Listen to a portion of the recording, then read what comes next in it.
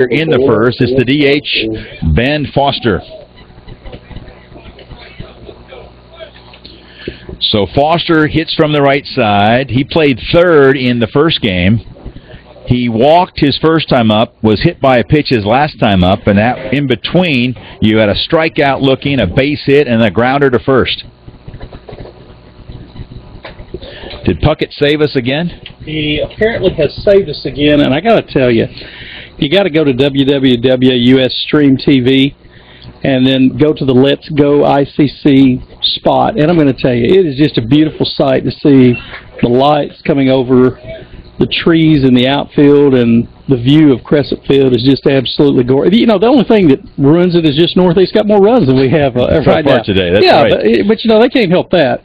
No, it is a beautiful setting. Or you can just go to our athletic website, LetsGoICC.com. You go to our multimedia link at the top. Hit that, and you'll see as it scrolls down, you'll see Watch Live. And you'll be able to watch this game as well. And you see what Chris is talking about. The lights here at Crescent. That pitch is high to Foster. You know, about 100 yards off the waterway. I mean, yes. You know, we're in paradise here, aren't we? Just off the banks of the Tennessee-Tom Bigby Waterway. You're right. Here's the 3-1 with the bases loaded, taking all the way, and a strike catches the inside corner to Ben Foster. This would be a huge out. And can I underline huge, and maybe can I capitalize those letters as well if ICC can get out of this frame without giving up a run? Here's the 3-2. Fly ball hit to deep right center field. Poole, though, has a beat on it, and he makes the catch on the warning track, and that takes care of Foster, and that takes care of Northeast in the first. We somehow dodge a bullet. We walked 4 batters, and they did not score. And you can throw a donut on the scoreboard. Brought to you by Sweet Cheeks Donut and Sandwich Shop in Fulton. We go to the bottom of the first. No score between Northeast and ICC. ICC Sports on FM 95 is sponsored in part by Davis Ford in Fulton. Need a new car, van, or SUV? Give Davis Ford a call at 862-3711. By Coca-Cola, Coke, and ICC. Now that's a winning combination. And by Sweet Cheeks Donut and Sandwich Shop in downtown Fulton. Sweet Cheeks is open daily for breakfast and lunch and is the only place in Fulton where you can get hot, freshly made donuts.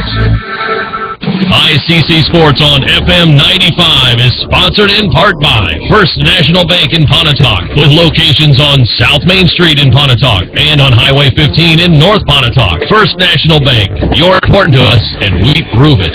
And by JUCO Weekly. Log on to JUCOweekly.org to view scores, stats, news, photos, and videos from around the MACJC. Follow us on Facebook and follow us on Twitter at www.JUCOweekly.org.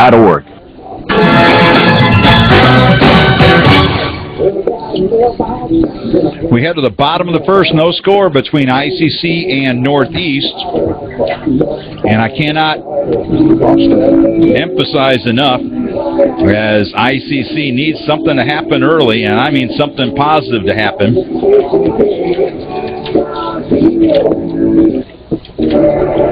And leading off for ICC will be Tanner Poole.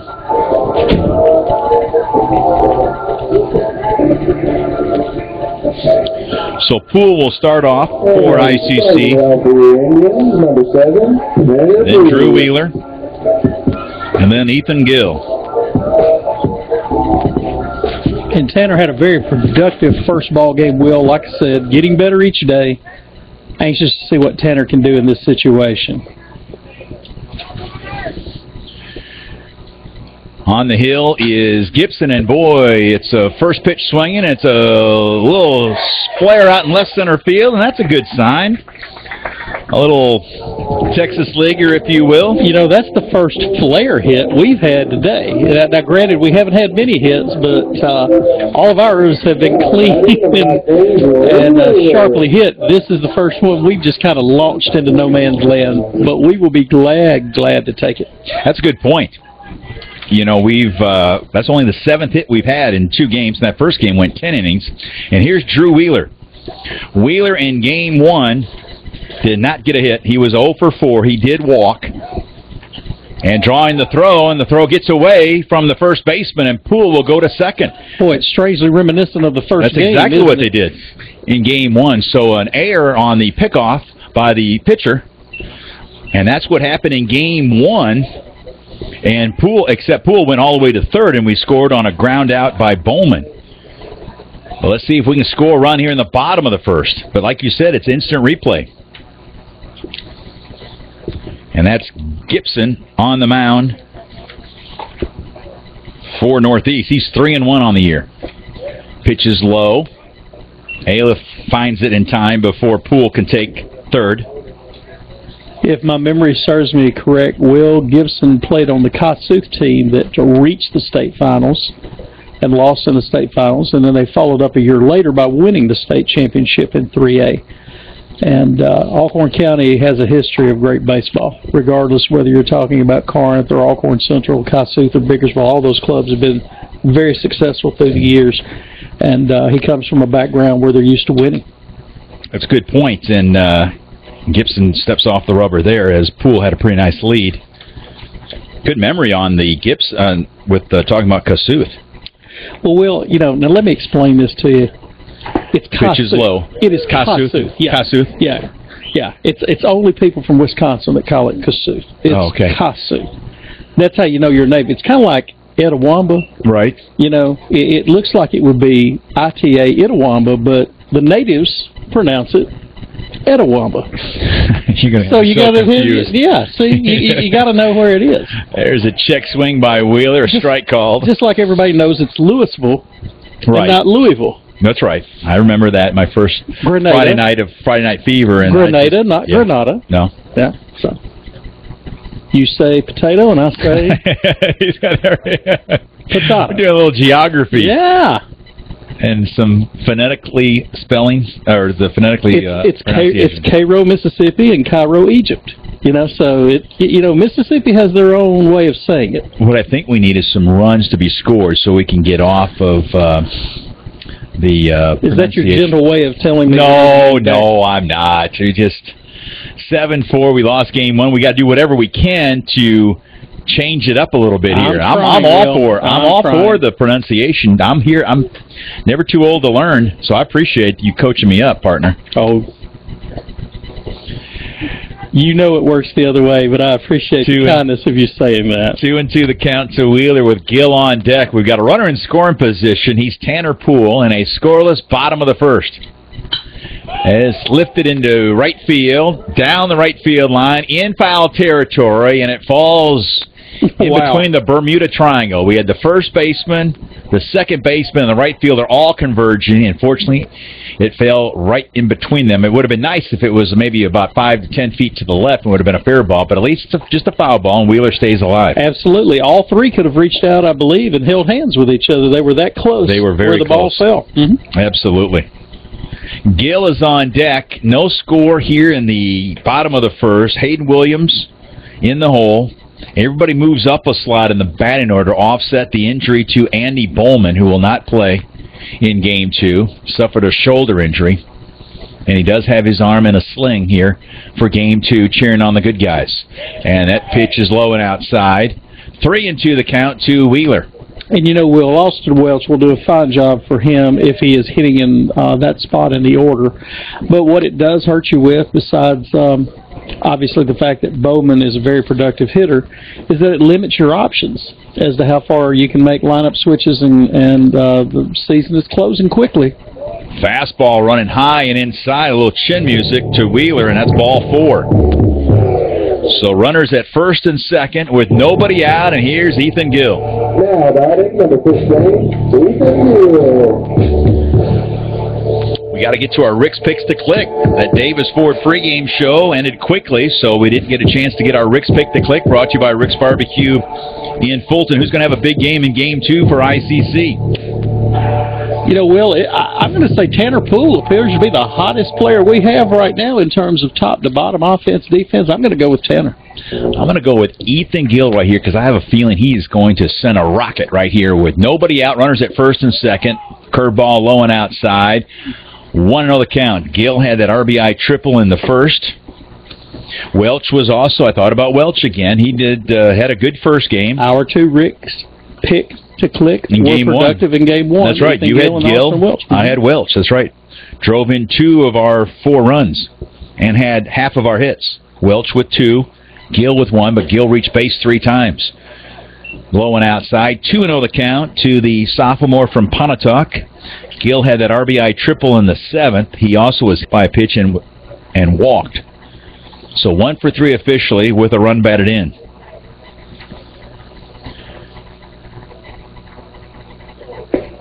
Pitch is a strike called. Caught maybe at the knees. Perhaps. 2-1 the count with nobody out in the scoreless bottom of the first with Hayden Williams on deck and Luke Gibbs in the hole.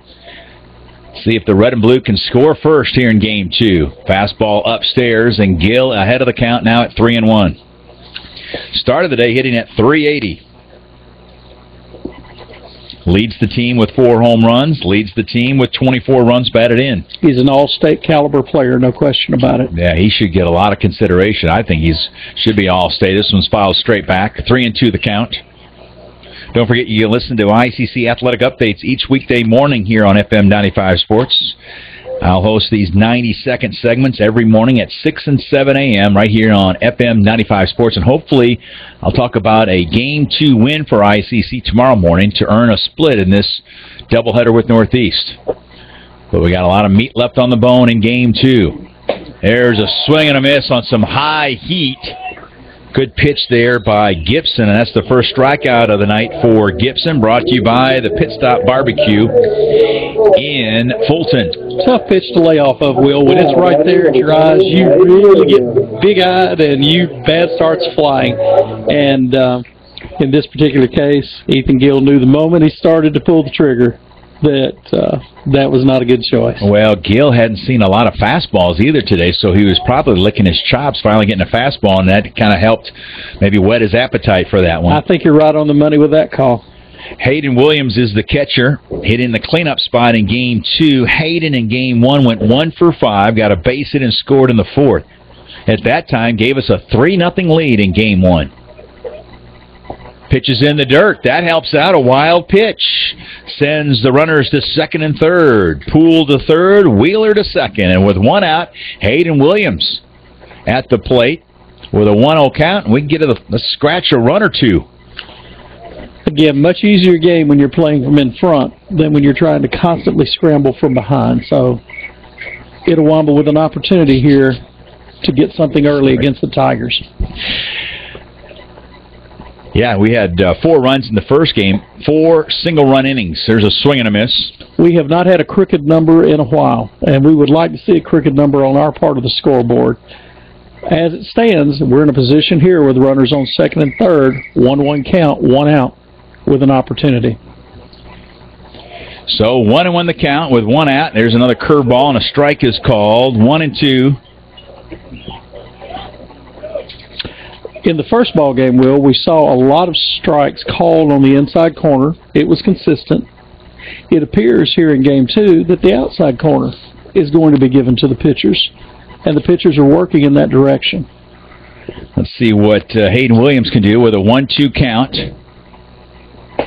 There's some high heat and a swing and a miss. That's the 2nd straight strikeout for Gibson, brought to you by the Pit Stop Barbecue in Fulton. And the tough part about any strikeout is that obviously runners can't move because the ball is not being rolled out to the infield or flown to the outfield.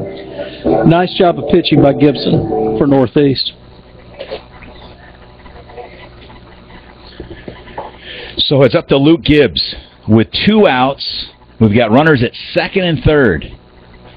And this crowd that was an overflow crowd in Game 1, obviously it is lightened a bit here in Game 2, but still a good crowd. They're just waiting for something to erupt. You know, it's been that way all day. The games have been tense. The games have been tight. One play here, one play there. And it really has been a nerve-wracking afternoon for both teams. There's a ball, 2-0 the count.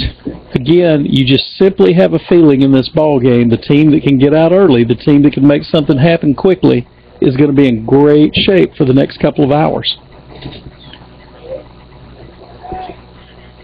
East Mississippi has beaten Mississippi Delta in Game 1, 5-4. That pitch is high to Gibbs. So East Mississippi now 10-3. Delta falls to 10-5. So East Mississippi solidifies its spot in the top slot in the North Division with that Game 1 win. There's a strike call to Gibbs. 3-1 the count. We're at a point now, Will, as we noted in the first game, that a team that can put 4 wins together or win 5 out of 6 is going to assure themselves a playoff slot and certainly be in the race for the division title. And East really helped themselves today by getting at least 1 from Delta. No question about that, and that pitch is high that away. Luke Gibbs coaxes the walk, and now we've got the bases juiced. They're full of Indians with 2 outs here in the bottom of the first, and here's Austin Welch, the first baseman. Both clubs have had bases-loaded opportunities here in the first. Let's see what happens. Adam Gore, despite being big-time under the weather, helping me out with some nuggets. Northwest, by the way, is idle, Adam points out. So Northwest starts tonight in 4th place. Northeast is tied for 2nd now. Currently, they're 10-5. Delta is 10-5, and East Mississippi is in first at 10-3. Well, let's just do a little projections. If Northeast can win this ball game, and East Mississippi wins their ball game, you can pretty much look at a slot and say 1 and 2, or at least 2 of the 4 slots are filled, and there will be 4 teams playing for the other 2 slots. Wow.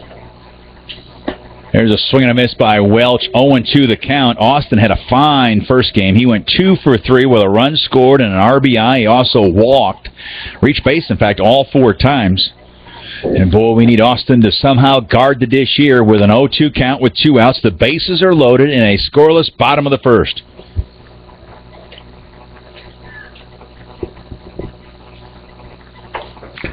Pitcher is a very slow, deliberate worker. And there is strike 3 called, and Gibson strikes out the side, all brought to you by Pit Stop Barbecue in Fulton. In the inning, no runs, a hit, no errors, and we left the bases loaded. We go to the 2nd. No score between ICC and Northeast.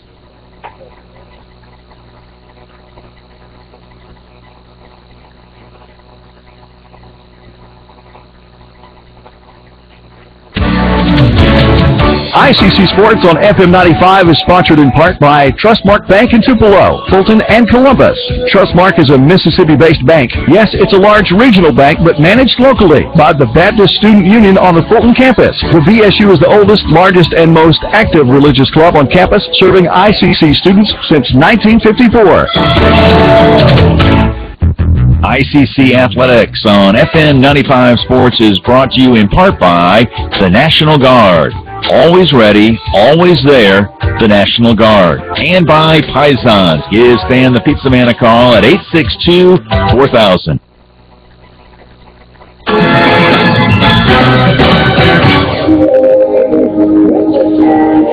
We go to the top of the 2nd inning. Had a golden opportunity there, Chris Burrows. We just let slip away. Yeah, both teams had a chance to get out in front. Did not happen. Let's see if the pitchers settle down and work their way. I don't want to alarm you, but I am going to tell you, Will, that the first inning took 19 minutes. Yeah. It's and those were scoreless innings, Will. I know. Good night. Long day and night, but it could make it. It wouldn't seem as long if we can somehow get some runs and come back and win this game. It'd be a nice. You don't mind it as bad. And it leaves a good taste in your mouth if you're at Awamba and you get the last game of the series, because it... There's a fly ball by Hurdle deep to left. Wheeler on his horse in the corner, makes the catch near the wall, and that would have been just foul. Well, make the catch. It might have been still in fair territory. Yeah, he was, Will. That was a very difficult play that Drew Wheeler made look easy. And he just covers a lot of ground. And one thing we've been blessed with at Itawamba through the years, is that we've had outfielders that can really cover a lot of territory. And that's no different this year. Tanner Poole covers a lot of ground. Gabe Butler is an outstanding defensive player, and Drew Wheeler, as I said, makes hard plays look easy. That's a web gem brought to you by the National Guard. Nice long-running catch by Drew Wheeler. 0-2 the count to Drew Ray. Ray did not play in Game 1. They had Foster play third. Foster's DH in this one. And on an 0-2 count, a curveball plunks Ray, looks like down around the foot area. You know, Ray is one out, hit by pitch. He's listed at 5'10", 139, Will, but you know, I believe that's probably a stretch in both directions right there, isn't it? He's not a very big guy. No, and that's a tough zone to hit when you're a pitcher. So Ray is the runner at first with one out here in the top of the second, no score. And here's Luke Stanley. Stanley in Game 1 went 0 for 3. Did have a sacrifice bunt in that 3-run top of the 10th. There's a strike called. He also walked. Flew out to left. He struck out and he reached on an air. 0 for 3 in Game 1. Stanley, though, having a nice year. Started the day hitting well over 300. If we hadn't mentioned it before, Tucker Aiken is a left-hander, and as a left-hander, he has a bit of an advantage for the runner on first base and the opportunity to freeze him at that position. There's a line drive, base hit to right field by Luke Stanley, and that's his first hit of the afternoon. Stanley started the day with a .323 batting average and a .462 on-base percentage. And now with runners at first and second, we go to the top of the order, and Jordan Montgomery. Jordan scored 3 of Northeast's 7 runs in Game 1. Our next broadcast will be this Saturday when the Indians entertain Holmes, a doubleheader. It'll be, I believe, a 1:40 airtime. I think it's a 2 o'clock first pitch. Is that right, Alex, on Saturday? So it'll be a 1:40 airtime with the Davis Ford pregame show and that First American National Bank first pitch at 2 o'clock. There's a bunt attempt, bunted it foul toward the ICC dugout on the third base side. 0-1 the count. And the first bunt that we have seen Northeast attempt toward the third base side.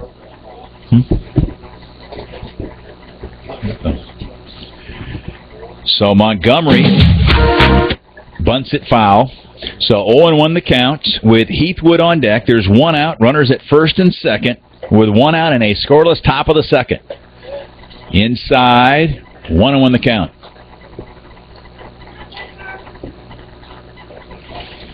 You play 9 innings in Game 1 of these doubleheaders the second time around, and 7 innings in Game 2, thankfully. We don't need back-to-back 9-inning games. There's a pop-up into short right field, and that flare is going to drop, and they're going to try to score the runner from second, and the throw will be not in time as Ray scores from second on a little flare down the right field line. Montgomery gets the base hit. Stanley stops at second, and it's 1-0 Northeast. Ball fell perhaps 10 feet just off the dirt of the infield, maybe 5 feet just inside the fair line. Again, you could not have walked out and placed the ball in a better spot to score a run. Oh, it's just been one of those days for the good guys. It has been. I understand Coach Collier's frustration at the year, but at the same time, you know, I know there are a lot of people who are familiar with our program that are saying, you know, we've been on the other end of that for you for a lot of years, you know, and, you know, we don't want to hear you complain when it didn't go in your way, and we're not. We're just saying that's the way it's been. Heathwood at the plate. He walked his first time up. Wood in Game 1, he scored 3 runs as well. This is a pop-up right side. Austin Welch calling for it in foul territory. He makes the catch for the second out. And that's something that we had a hard time doing in Game 1 as the leadoff hitter Montgomery scored 3 times. The number 2 hitter Heathwood scored 3 times. That's 6 of their 7 runs were scored by their first 2 players in their batting order. Well, there's a reason people bat in the spots where they bat, you know, and they've got really productive hitters in the 1 and 2 slot. They're getting a lot of mileage out of them. And, you know, if you're going to beat Northeast, you got to find a way to slow down Montgomery and Wood. Ball in the dirt. 1-0 on the count to Easton Hall. He grounded into a 6-4-3 double play. That really helped us in the first inning, as Aiken walked 4 batters, and somehow, and I've been watching baseball for probably 45 years now, and I've never seen 4 walks in an inning when nobody scored. You can live a long time and not see it happen. Again. Easton Hall in game 1 went 3 for 6 with 3 runs batted in. But I've also learned that anytime Northeast plays Itawamba in anything, you may not have seen anything yet. That's true. Good point. There's a strike called.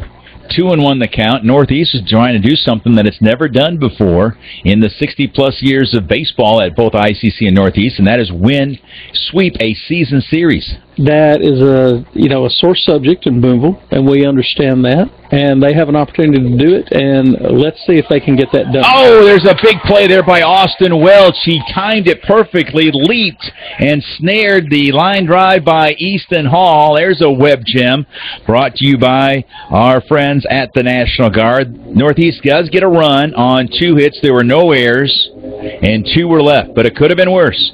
We go to the bottom of the second inning. Northeast leads ICC 1-0. Yeah, that.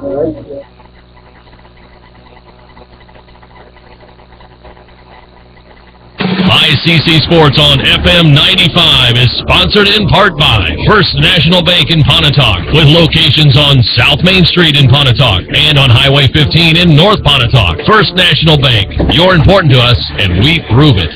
And by JUCO Weekly. Log on to JUCOweekly.org to view scores, stats, news, photos, and videos from around the MACJC. Follow us on Facebook and follow us on Twitter at www.JUCOweekly.org.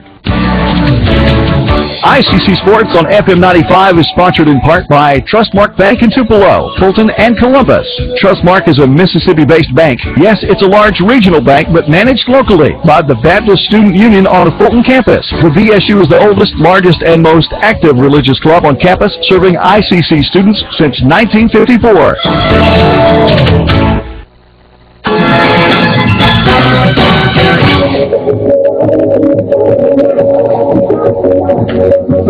We head to the bottom of the second inning alongside Chris Burrows. I'm Will Kohlmeyer. Chelsea Harlow is our studio engineer at FM 95 Studios in Amory. James Puckett is our photographer for our video streaming at LetsGoICC.com. Well, that's a beautiful view, isn't it? If you're looking at LetsGoICC.com. I mean, that's what painters paint. Picturesque evening. It would be more if we can get a couple runs on the scoreboard, and Nick Brooks will start off. That just shows you how these injuries are affecting our depth. Nick Brooks is the DH here in Game 2. Brooks with just 12 at-bats all season long. Yeah. That first pitch is high, 1-0 the count. They certainly weren't anticipating putting Nick in that slot when the season started, that's for sure. But let's see. You know, every time something like this happens, it provides opportunity for somebody else. And Nick's got a chance here to make something happen. Oh, yeah. Next man in. And next man up. And let's see what Nick Brooks can do. He's 3 for 12 at the plate this year. He does have all 3 hits or 3 doubles. So that's impressive. He has driven in 2, and right now he's ahead of the count at 3-0. Brooks has been starting pitcher for ICC as of late. Has a 1-1 record, 5.40 earned run average. There's a strike called. 3-1 the count. So Brooks, who has pitched in 7 games, now appears as the DH here in Game 2, and he sends a fly ball to deep left field. Long running catch and a diving catch. What a play by the left fielder Heath Wood to rob Nick Brooks, and he was already halfway to second. That would have been at least a double, and that's a web gem by Heath Wood out in left field for Northeast to rob Brooks. You know, Heath Wood has been a real thorn in our side at his left field slot. I do remember in the first game that they played in Boonville, he went up over the fence and took a home run away that would have given ICC an early lead. Turned out to be a huge run in the ball game. Yeah, that would have been a 2-run homer by Drew Wheeler. He was robbed as Wood went over, you're right, the fence there in left field there at City Park in Boonville. So there's one out after that tremendous defensive play by Wood, and here's Gable Butler, the right fielder. Butler getting the start again in right field in both games. Butler in game 1 went 0 for 3. He did walk. Lined sharply into a double play. Lined it sharply to the first baseman, Hall, who stepped on the bag to get ICC out of the 4th inning where they had already scored a run. Looking for more. There's a swing and a miss. 1-2 the count with one out here in the bottom of the second. It's 1-0 Northeast over ICC. Nobody on base. Butler at the plate. Bryce Williams on deck. Swing and a miss on some high heat. And a strikeout for Gibson. That's his 4th strikeout. 4 of the 5 batters that have been retired for ICC have been struck out. All brought to you by the Pit Stop Barbecue here in Fulton. And if memory serves me, Will, all 4 strikeouts have been on high fastballs that we probably should have laid off of, but they looked awfully good coming up. Here's Bryce Williams, the second baseman. He went 1 for 3 in game 1. He swings and misses. 0-1 the count. Bryce had an RBI single his first time up back in the second inning of game 1. That gave us at that time a 2-0 lead. Flew out to center. He was hit by a pitch in the 7th. Came around to score on Gill's triple that gave ICC at that time a 4-3 lead. And then he lined out to the shortstop Stanley in the 9th. So he was 1 for 3 officially with a run scored and an RBI. 1-1 the count to Williams with 2 outs. Nobody on here in the bottom of the second. Curveball outside to Williams. It's 1-0 Northeast. ICC left the bases loaded in the first inning, did not score. Pitch is a strike call. 2-2 the count with 2 outs. Northeast leads 1-0, but they've left 5 batters. Left 5 runners on base through 2 innings. Here's the 2-2. Fouled straight back, and we'll do it again with 2 outs and nobody on here in the bottom of the second. We've been 1 base hit away, both teams have, from having a lot of runs up on the scoreboard here in game 2. And again, you still get the feeling it's going to take a lot of runs to win this ball game before it's over. Williams has to guard the plate with 2 strikes. Nice job holding off on that one. And the count is now full at 3-2. On deck is the leadoff hitter, Tanner Poole. Tanner has reached base 3 times in the doubleheader. It's been a good day for the Monroe County boys, hasn't it? It really has. There's a swing and a miss. Another strikeout, this time on a high to heat. Williams on high fastball. That's exactly right. 5 strikeouts for Gibson through 2 innings. All brought to you by the Pit Stop Barbecue here in Fulton. We go to the 3rd inning. 1-0 Northeast. ICC Athletics on FM 95 Sports is brought to you in part by the National Guard. Always ready, always there, the National Guard. And by Pisons. Give Stan the Pizza Man a call at 862-4000. ICC Sports on FM 95 is sponsored in part by First American National Bank in Fulton, doing business the old-fashioned way. First American National Bank with convenient locations all over Northeast Mississippi. By the Subways in Fulton, Tupelo, Saltillo, and Nettleton. Subway, eat fresh.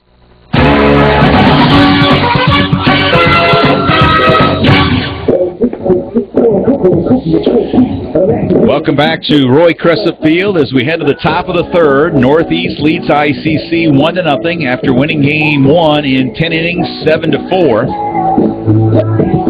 Tucker Aiken back out on the hill for the good guys.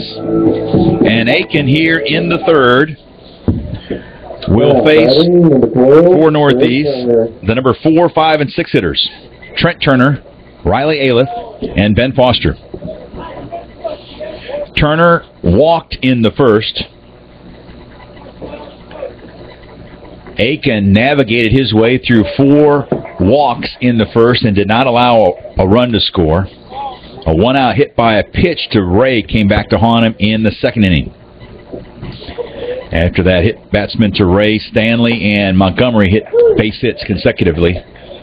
That RBI single was a little flare out in right field. 1-1 the count to Turner with Aliff on deck and Foster in the hole. We're in the 3rd inning. 1-0 Tigers. Fouled straight back, and 1-2 the count. Turner, as I mentioned, walked his first time up. That's the second time he's walked in the doubleheader. He was 1 for 5 in the first game with an RBI single right in the middle of the game in the fifth. Had 3 flyouts to Poole out in center field and a strikeout. That ball is low. 2-2 the count with nobody out here in the top of the third. In case you're just joining us, good news for the ICC Lady Indian softball team. They swept Holmes in Goodman today. Pitch is high, 3-2 the count.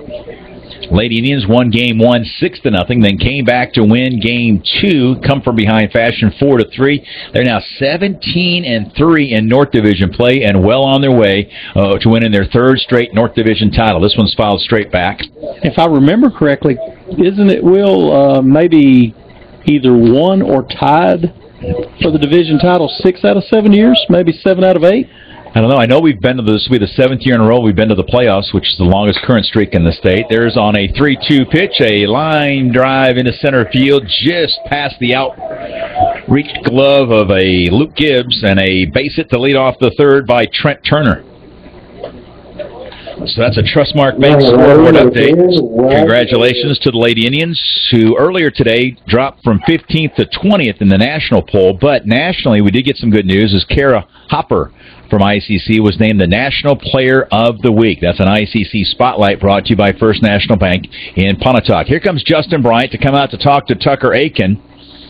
And that might be all for Tucker. Yes, we've got a Predator Pest Control pitching change with nobody out here in the top of the third inning. It's 1-0 Northeast. We're back in 60 seconds here on FM 95 Sports.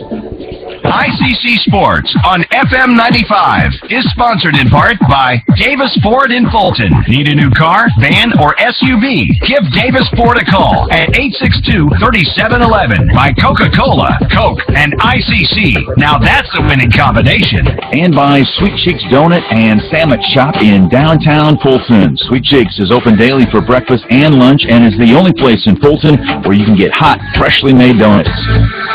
ICC Sports on FM 95 is sponsored in part by First National Bank in Pontotoc, with locations on South Main Street in Pontotoc and on Highway 15 in North Pontotoc. First National Bank, you're important to us, and we prove it.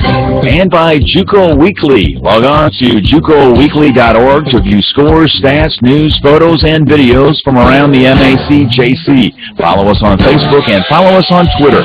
That's www.JUCOweekly.org.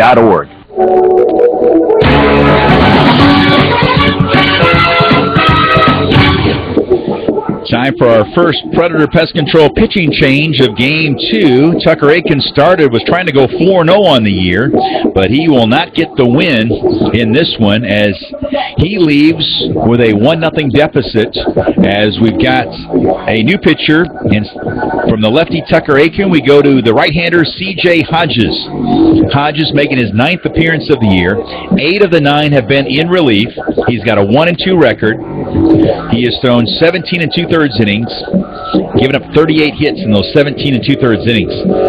30 runs, 18 earned. He has struck out 23, which is impressive. 23 strikeouts in 17 2/3 innings. He's walked 11, though. He's got a 1-2 record and a 9.17 earned run average. And so it is Hodges replacing Aiken here in the third. Tucker gave us 13 batters. And we're at a spot to where, you'd like to have a few more, but if you can get 13, 14 batters, we'll piece together a game here. And the steal attempt is successful as the throw down to second, not in time to get Trent Turner. On a strike call to Aleph, Turner was going with the pitch, and he steals second. We talked about ICC, the Lady Indians, coming from behind and winning Game 2. Ariane Henry, I should say, had a solo home run in that game in the 6th in that 4-3 win for the Lady Indians. They have really gotten the contributions across the board. It seems like different players every day. Just a terrific team to watch because you don't know who's going to be the star of the day. You really don't. 0-1 the count. There's a strike called on a curveball. Nice curve there by C.J. Hodges. You know, I do remember, though, was it about a week ago that we played Northeast and managed to get in one of those 7-inning games in about 50 minutes? Yes, that was, we broadcasted that game. That was a week ago Monday. There's a bouncer right back to the mound. Hodges has the runner caught in between second and third, and they apply the tag, and the throw over back to first is in time. Oh, they called him safe. It was a bang-bang play at first, and here comes Rick Collier to come out and talk with the home plate umpire. As a nice play by C.J. Hodges as they had Turner in a pickle between second and third. C.J. made a beautiful play, spearing a hard round ball right back through the middle, froze the runner between second and third base, eventually nailing him. What Coach Collier is questioning is a throw to get the second runner who was trying to scramble back to first. Clearly the ball beat the runner back, however, the umpire felt, the runner that got under the tag. And that's what he's asking about at this particular moment. But C.J., wonderful play, and certainly saved the possibility of a run because that ball could have gone clearly into center field for a base hit. Yeah, Hodges showing some athleticism there to get the four. They were able to get Turner in the pickle. Aliff reaches on the fielder's choice, and he'll be pinch run. And Ken Ferris now talking with Rick Collier, going back to the ICC dugout. And now C.J. Hodges. I think both coaches today, without saying it out loud, would tell you they feel like the effort of the players and the performance of the players might be a little bit better than the performance of the gentleman in charge of the game. Okay. And each has suffered consequently, so they're in misery together, sharing a moment. C.J. Hodges now is set to face Ben Foster, the runner at first, and the pinch runner, I believe that's Colby Williams pinch running for Aliff. One out here in the top of the third. It's 1-0 Northeast. Hodges, pickoff, gets away from Welch, and that'll allow the runner to go to second, and he's going to go for third. Welch's throw is in time as Gill applies the tag to get the pinch runner Colby Williams, as the third base coach, Ken Ferris, did not ask for him to take off to go to third. Ferris had his arms folded, and the pinch runner tried to go all the way to third, so it's an error on the pitcher to get the runner to second, Williams, and then he gets gunned down trying to go to third. That's 3-5. That's Welch to Gill. And, we would never say that there are such things as make-up calls. We don't believe in that. But I'm not saying that maybe Coach Ferris doesn't believe that, because I think he thought anything that was close involving Kobe was going to be out. And he was called out. And with 2 outs, nobody on. Yes. And he might have been closer to getting to that bag than he was back to first. There's a swing and a miss by Foster. 1-2 the count. Foster flew out to the right fielder Butler to end the first. It's been a crazy top of the third, but so far there's 2 outs and nobody on base for Northeast. And the ICC with a 1-2 count. Hodges ahead of Foster. There's been a lot happening out there for there just to be a 1-0 score, isn't there? A lot that's happened with just 2 batters. I mean, you had a base hit. There's a big strikeout, C.J. Hodges. That away. Nice strikeout to get Foster. That for Hodges is his first strikeout, brought to you by the Pit Stop Barbecue. And you throw a donut on the scoreboard for Northeast, and we're going to ask Chris Burrows when we get back, what kind of flavored donut are you thinking about from Sweet Cheeks Donut and Sandwich Shop? We go to the bottom of the third. In the top of the third, no runs, a hit, there was an error, and nobody was left. Bottom of the 3 we go, 1-0 Northeast. ICC Sports on FM 95 is sponsored in part by Trustmark Bank in Tupelo, Fulton, and Columbus. Trustmark is a Mississippi-based bank. Yes, it's a large regional bank, but managed locally by the Baptist Student Union on the Fulton campus. The BSU is the oldest, largest, and most active religious club on campus, serving ICC students since 1954. ICC Athletics on FM 95 Sports is brought to you in part by the National Guard. Always ready, always there the National Guard. And by Pisons. Give Stan the Pizza Man a call at 862-4000.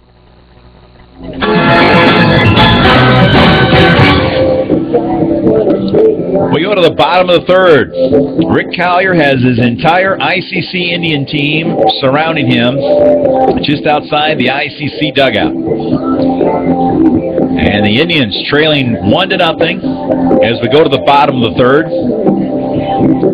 little pep talk, you think, Chris? You know, Will, I sense again that Coach Collier is trying to emphasize there is not a lot of intensity or fire in this ball game, and the team that really will catch fire first is going to be able to coast home in this ball game, and you've got an opportunity to do that. Let's play hard right here, see if we can't get in front. I agree. I mean, it is, and the crowd is there. It's like a lull. The first 3 innings of this game. Very unlike a Northeast, just not like a Northeast Itawamba type rivalry situation today. 1-0 the count to Tanner Poole. We've got the top of the order here in the bottom of the third. It'll be Poole, Wheeler, and Gill. And if any of those 3 reach, we'll have Hayden Williams, and then hopefully Luke Gibbs and Austin Welch. Maybe we get a merry-go-round started here in the bottom of the third. There's a swing and a miss. Again, we have not put a crooked number up on the scoreboard today. We would love to do that. We've had a couple of those single digits, a lot of those lines, but not a crooked number, and we need a crooked number. We have 1 hit in this game. It was by Poole, who led up the bottom of the first with a base hit. Then Wheeler walked, as did Gibbs, but Welch was caught looking as Gibson struck out the side in the first inning for Northeast. He struck out the final 2 as we went 3 up and 3 down in the bottom of the second. Here's Poole. He hits from the right side, the freshman out of Amory. Ground ball, left side, cutting it off is the third baseman, and Ray fires a strike to get Poole at first. And he slipped a little bit coming out of the batter's box, Will. That would have been a very close play at first base. But slipping coming out of the box allowed the fielder to take his time, plant his feet, make a strong throw to get him. So here's Drew Wheeler. Walked his first time up.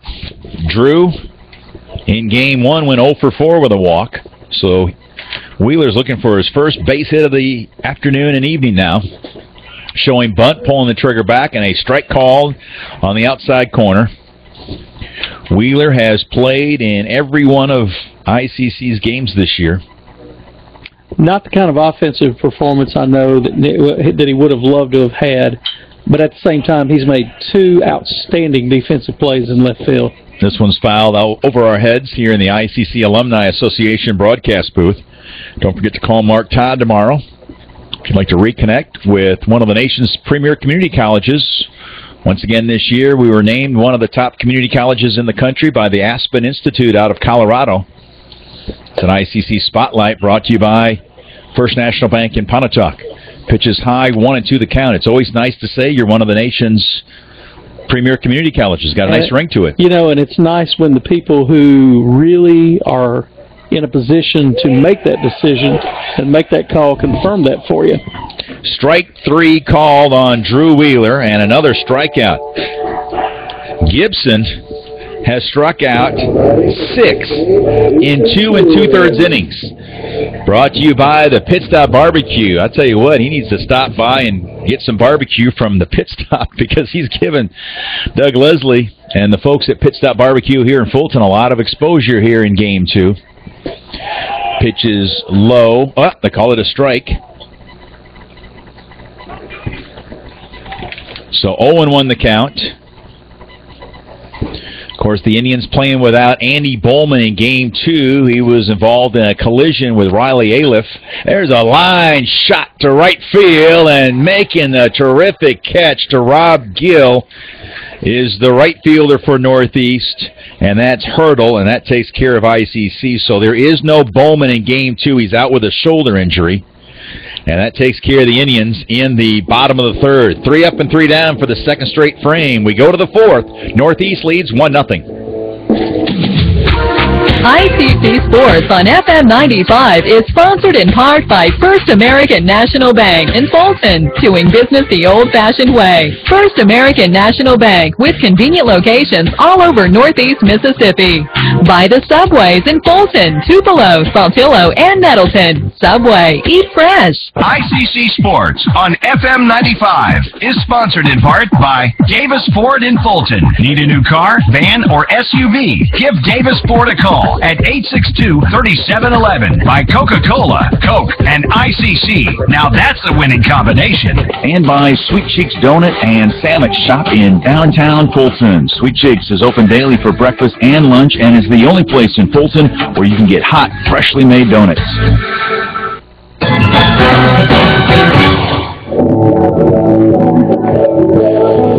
We head to the top of the fourth. Northeast leads 1-0 over ICC after the Tigers took game one in 10 innings, 7-4. Don't forget you can stay up to date with events college-wide here at Itawamba Community College by following our Twitter account for college-wide events. That's at Itawamba CC. And, of course, if you want to stay up to date with ICC Athletics, our Twitter account, which, by the way, once again, last year was named #1 athletic Twitter account among the 15 community colleges. It's at LetsGoICC.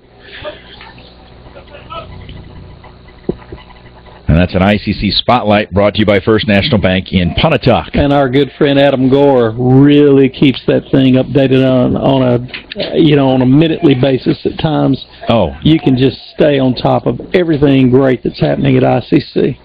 We got a pinch hitter here in the top of the fourth instead of Jack Hurdle. Looks like that's Cody Bo Dillard out of East Union High School, freshman, 6 foot 194. There's a strike called. So Dillard is in now, pinch hitting for Hurdle. I imagine he'll stay in and play right field. Cody Bo Dillard. And this one's fouled toward the northeast dugout on the first base side. I think Dillard from northeast, maybe brother or a cousin to Heather Dillard on the ICC Lady Indian Softball. I think you are correct. That we have mentioned that before. I think that's what Adam Gore will help me with that one. And, of course, we're awfully proud of ours. She does a great job for us. Absolutely. 2-2 the count to Dillard. I will say this, he's an East Union product, which means he played for Chris Basil, who played first base here for the Indians and then went on to play at Ole Miss, and holds the distinction of, I think he faced first-round draft pick Ben McDonald when he was at LSU 4 times and was 4 for 4 with 2 doubles against Ben McDonald. Yeah, he was a first-round draft pick, wasn't he? Maybe the first sure overall was. by the Orioles. That was filed Sure, straight back by Dillard. Count remains 3-2. And I believe Coach Basil will tell you, he may not have hit other pitchers quite as well, but, they weren't the challenge, and he just didn't have the incentive, like he did against Ben McDonald. And Adam Gore, right on point. Twin. Cody Bo is the twin brother of softball center fielder Heather Dillard. So thank you, Adam. And there's a swing and a miss, a strikeout of Dillard by Hodges. Now, Hodges is back-to-back strikeouts brought to you by the Pit Stop Barbecue here in Fulton. Boy, some barbecue would taste good right now. From, of course, Pit Stop open breakfast and lunch every day. And here's Drew Ray. He has scored the only run of Game 2. With a 1-out, he was hit by a pitch, and he came around to score on Montgomery's little flare down the right field line to make it 1-0 at that point in the top of the second. 0-1 the count to Ray. Drew playing third base in Game 2, did not play in Game 1. Fastball by Hodges, low and outside. 1-1 the count. We got a final in Game 2. East Mississippi wins over Delta. Well, no, they're winning in the bottom of the fourth, 5-4 in Game 2 after East Mississippi won Game 1.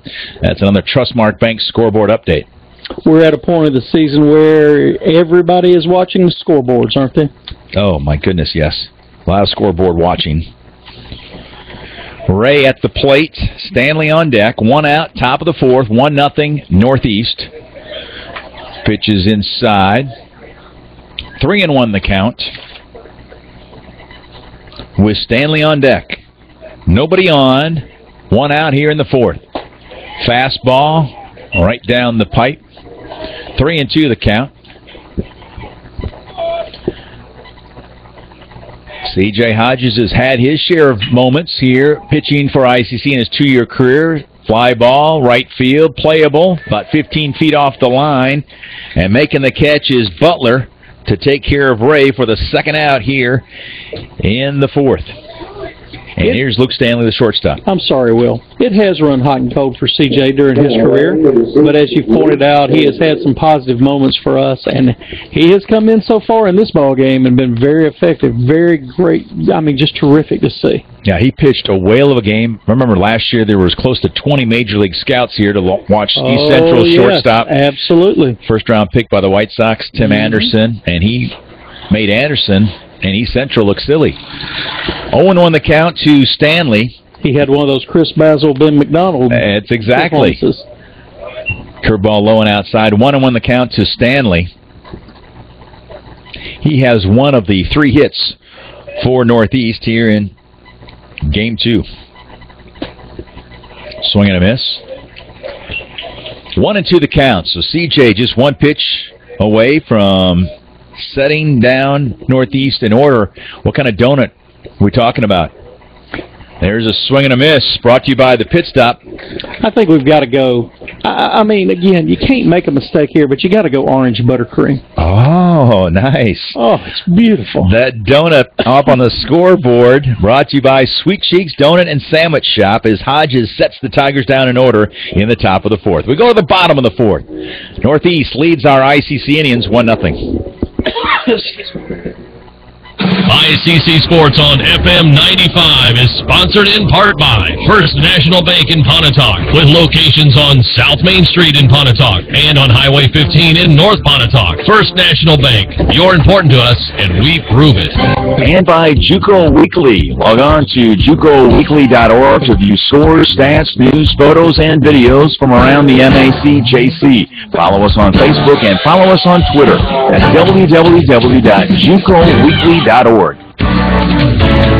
ICC Sports on FM 95 is sponsored in part by Trustmark Bank in Tupelo, Fulton, and Columbus. Trustmark is a Mississippi-based bank. Yes, it's a large regional bank, but managed locally by the Baptist Student Union on the Fulton campus. The BSU is the oldest, largest, and most active religious club on campus, serving ICC students since 1954.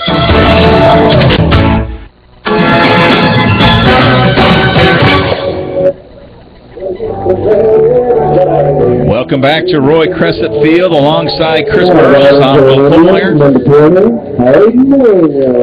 Chelsea Harlow is our studio engineer down at FM 95 Studios in Amory. James Puckett is our photographer of our video streaming at LetsGoICC.com. It's 1-0 Northeast, and the Indians in the bottom of the 4th against Gibson will send the number 4, 5, and 6 hitters. That's Hayden Williams, Luke Gibbs, and Austin Welch. First pitch is low, 1-0 the count to Hayden Williams. Struck out his first time up, but that's not uncharacteristic here in Game 2, as 6 strikeouts in the second game so far for Gibson through 3 innings. 6 of the 9. It's like Bob Gibson out there instead of... Well, as we, again, baseball coaches will point out, it's a lot easier to win ball games with strikeouts. Your defense does not have to make as many plays. And Hayden Williams sends that pitch up the middle, a little flare into center, and it drops for a base hit. So we get a leadoff single. That's what we did in the first. Tanner Poole, he made it all the way to third and was stranded there. We had the bases loaded.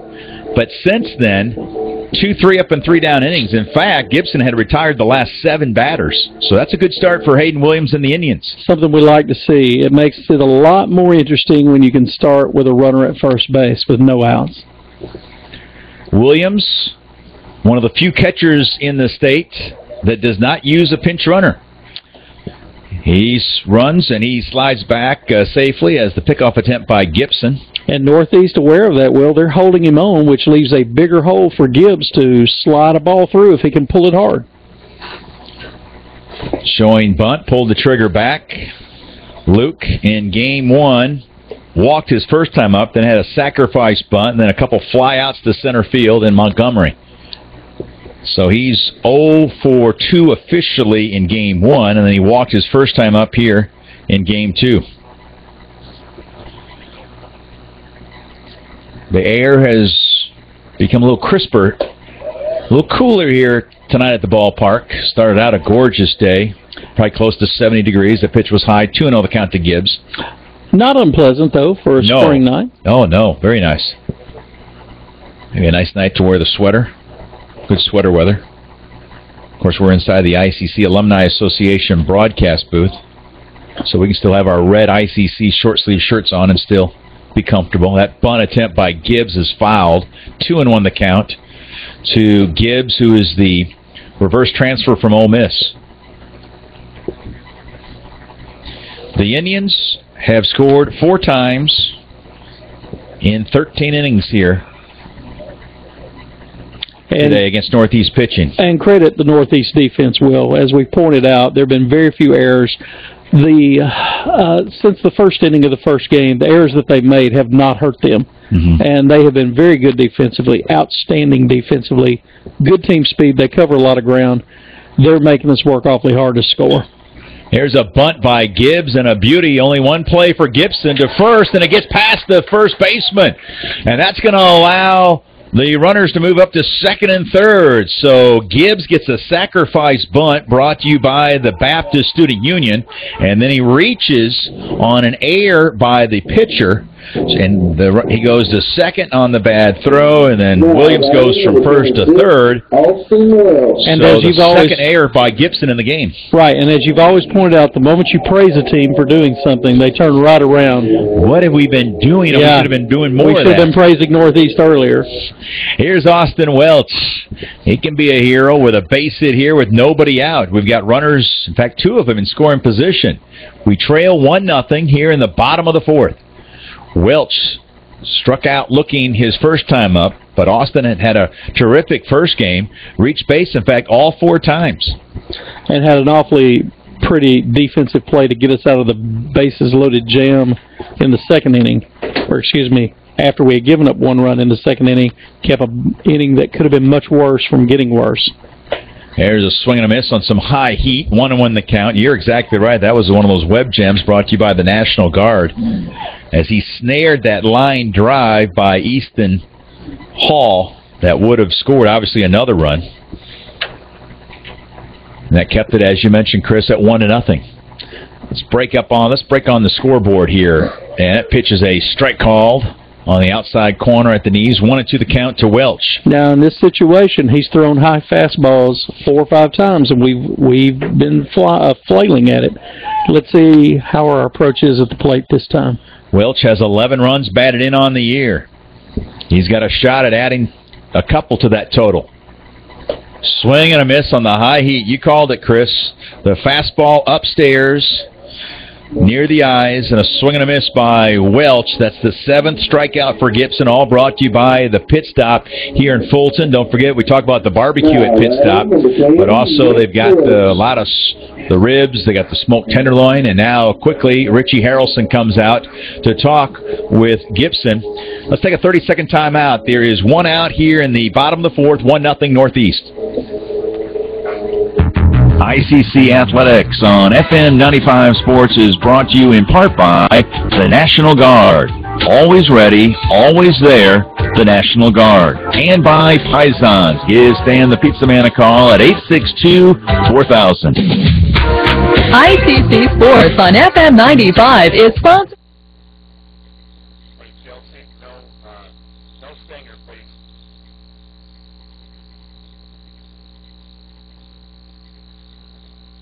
The Subways in Fulton, Tupelo, Saltillo, and Nettleton. Subway, eat fresh.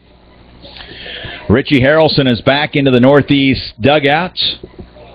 At the plate is Nick Brooks with 1 out here in the bottom of the 4th, 1-0 Northeast. Indians have 2 runners in scoring position, and the first pitch to Brooks is low and outside. Terrific job by Aliff, the catcher, because that curveball was nearly on its way to the backstop. It had reached beyond the batter's box on the other side of the plate.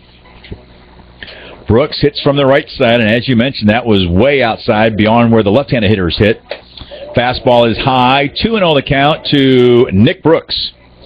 Getting a rare start at DH here in Game 2. Hit the ball hard last time. Wood made an outstanding spear of that ball, but Nick really put a charge in it last time up. Well, we get a fly ball like that this time with only 1 out, and we can tie this game up. You've got Hayden Williams at third. Luke Gibbs is at second. 1 out, and there's a pop-up. Short right field. Going out is the second baseman, but coming on in is the right fielder. Makes the catch, but it's not deep enough. And a nice throw by the right fielder, Cody Bo Dillard. So ICC made a wise choice not to try to score Hayden Williams. And so a fly out to right field, but not deep enough to score Hayden Williams. And those are those little things that really can make or break not only an inning, a game, or a season. These little things that they begin to add up, though, don't they, Chris? Absolutely, because if the ball's on the ground on that side of the field, the run scores easily. So here is Gable Butler, the left-handed hitting right fielder who struck out his first time up. It's paramount for ICC to get on the scoreboard here. We had runners at second and third with nobody out, but a strikeout to Welch and then a fly out to short right field by Nick Brooks. Now gives Northeast a chance to get out of this. Let's see what Butler can do here. The freshman from Tisch County. There's a swing and a miss. 0-1 the count. Twice tonight he has hit the ball hard to that right side of the infield, but directly at somebody. Yes, that's right. He lined into a double play to the first baseman in the 4th inning in the first game, and then he hit a sharp smash to the first baseman in Game 1 as well. There's a check swing, kind of waved at it, and he's behind the count 0-2. Will we see high heat again? It's been the menu. It's been the recipe so far for Gibson. On his way to 7 strikeouts. He's had at least 1 strikeout in every inning against ICC here in Game 2. 0-2 the count with 2 outs to Butler. He's got to guard the plate with runners in second and third. Fastball high and outside. Good eye there by Butler. It's 1-2. Butler, 5'10", 170, a freshman out of Tishomingo County High School. Love for him to add to his RBI total, which right now is at 12 for the year. But he needs a big base hit here with 2 outs and 2 strikes. Swing and a miss, a curveball, and Gibson has struck out 8 Indians through 4, all brought to you by the Pit Stop Barbecue in Fulton. In the inning, no runs, a hit. There was an error, and we left 2 in scoring position with nobody out. We go to the top of the 5th. It's 1-0 Northeast over ICC. ICC Sports on FM 95 is sponsored in part by Davis Ford in Fulton. Need a new car, van, or SUV? Give Davis Ford a call at 862-3711. By Coca-Cola, Coke, and ICC. Now that's the winning combination. And by Sweet Cheeks Donut and Sandwich Shop in downtown Fulton. Sweet Cheeks is open daily for breakfast and lunch and is the only place in Fulton where you can get hot, freshly made donuts. ICC Sports on FM 95 is sponsored in part by First National Bank in Pontotoc, with locations on South Main Street in Pontotoc and on Highway 15 in North Pontotoc. First National Bank, you're important to us, and we prove it. And by JUCO Weekly. Log on to JUCOweekly.org to view scores, stats, news, photos, and videos from around the MACJC. Follow us on Facebook and follow us on Twitter. That's www.JUCOweekly.org.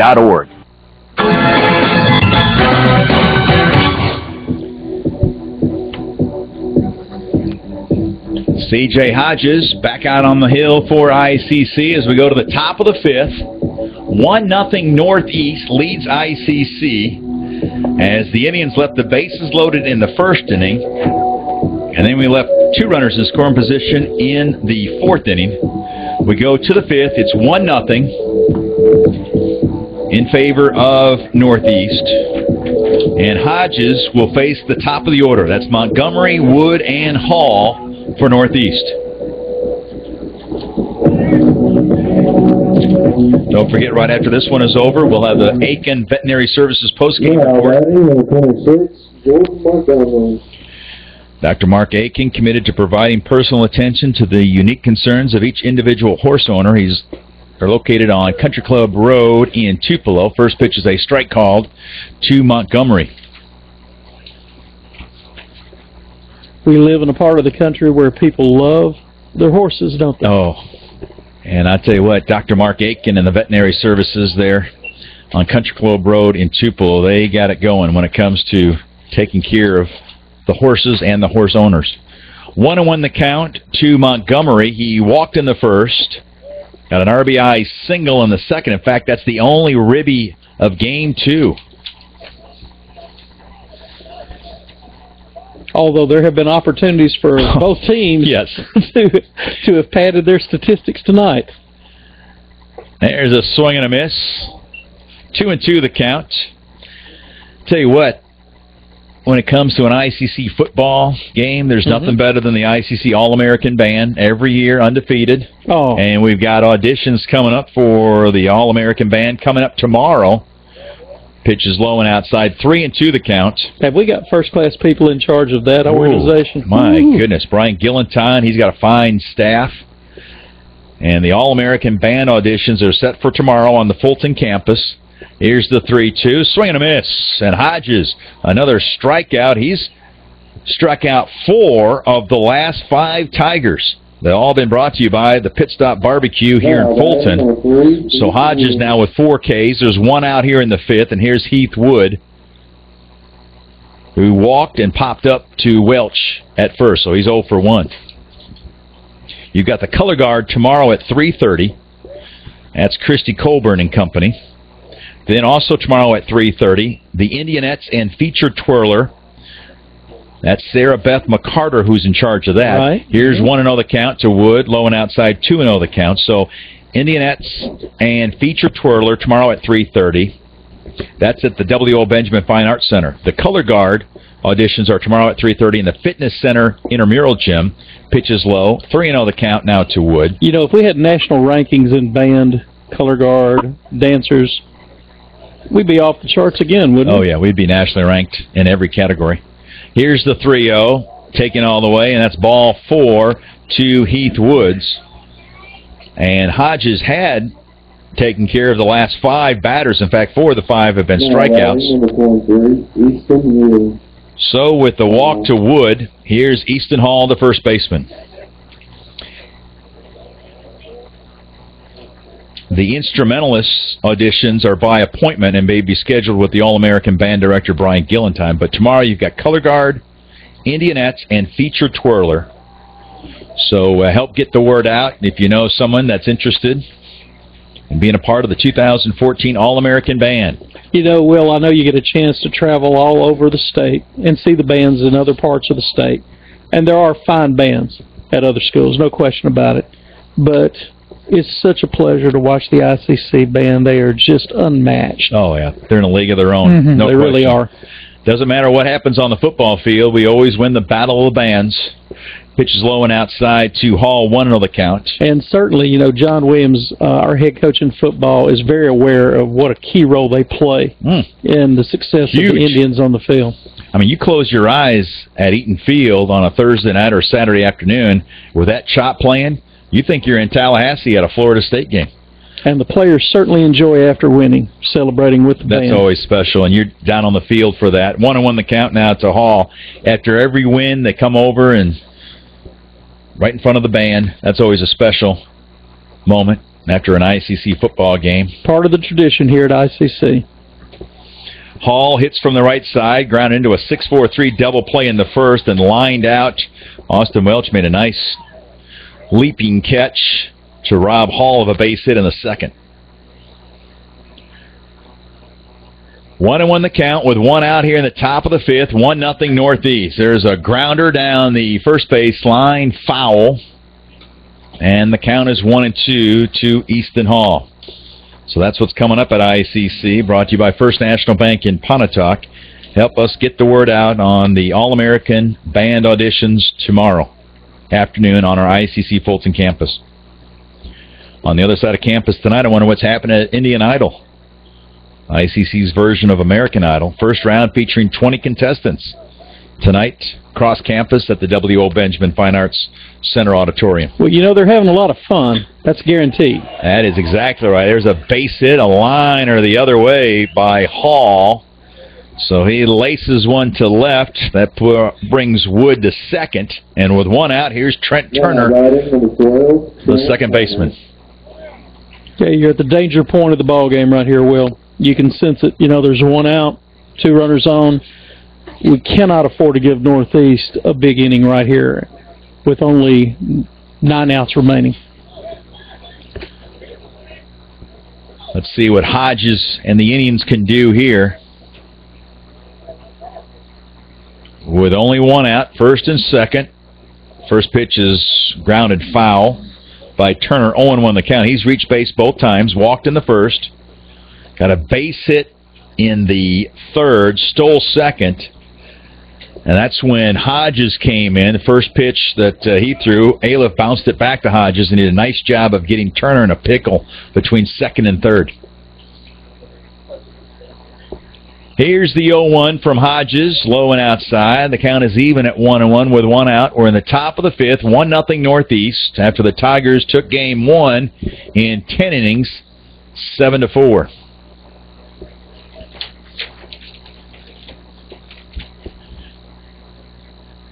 Hodges checks the runners. Curveball inside. 2-1 the count. After cruising along for 3 innings, CJ is finding the plate a little harder to find this inning. Pitch is a little low. 3-1 the count. Started out the inning with a strikeout of Montgomery. His fourth K in 5 at bats against Northeast Tiger hitters, and then a walk to Wood, and then a base hit there by Hall. Put runners at first and second, and it's 3-1 the count to the cleanup hitter for Northeast, Trent Turner.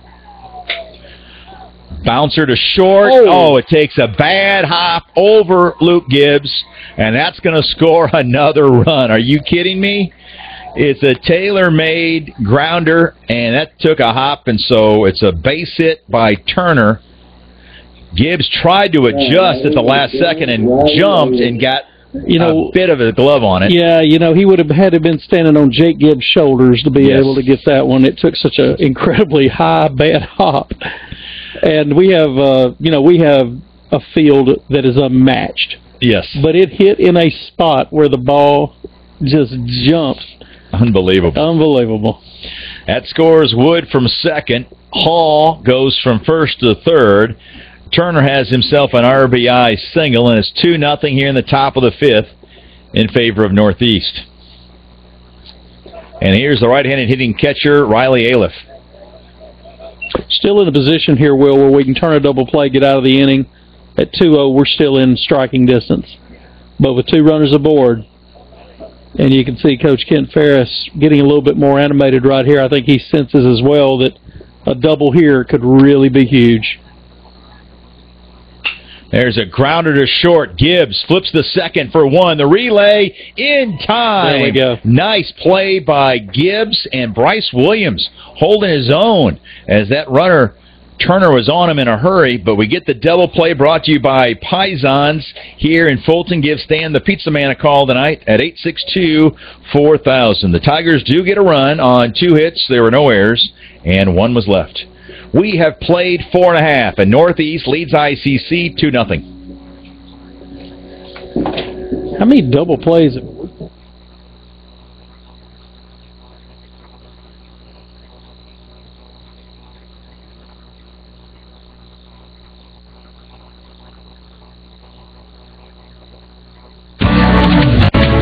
ICC Sports on FM 95 is sponsored in part by Trustmark Bank in Tupelo, Fulton, and Columbus.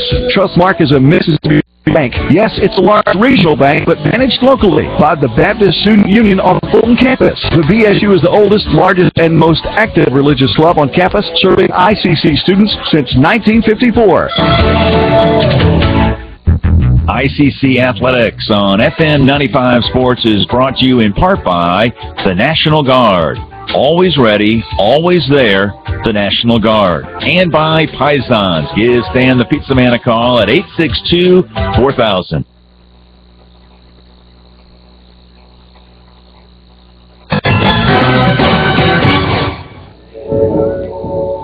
we're back here at the ballpark. Roy Crescent Field as we head to the bottom of the 5th. I don't know what we can do to try to get a run across. Chris, can you do color commentary on your head? Hey, stand on your head I'm or going to tell you, Will, I'm afraid to ask the folks that are listening to let us know what we need to do to get a couple of runs here. But, really, we would love to see a player in red and blue cross this home plate.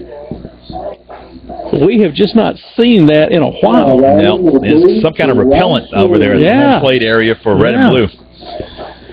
It's Bryce Williams leading off the bottom of the 5th for the Indians. It'll be the number 9, 1 and 2 hitters, Bryce Williams, Tanner Poole, and Drew Wheeler facing Gibson. He has pitched probably the game of his career. First pitch is high. He's spun 4 shutout innings so far. He has had himself quite a game, and he has struck out his share of Indians as well along the way. There's a strike called. 1-1 the count to Bryce.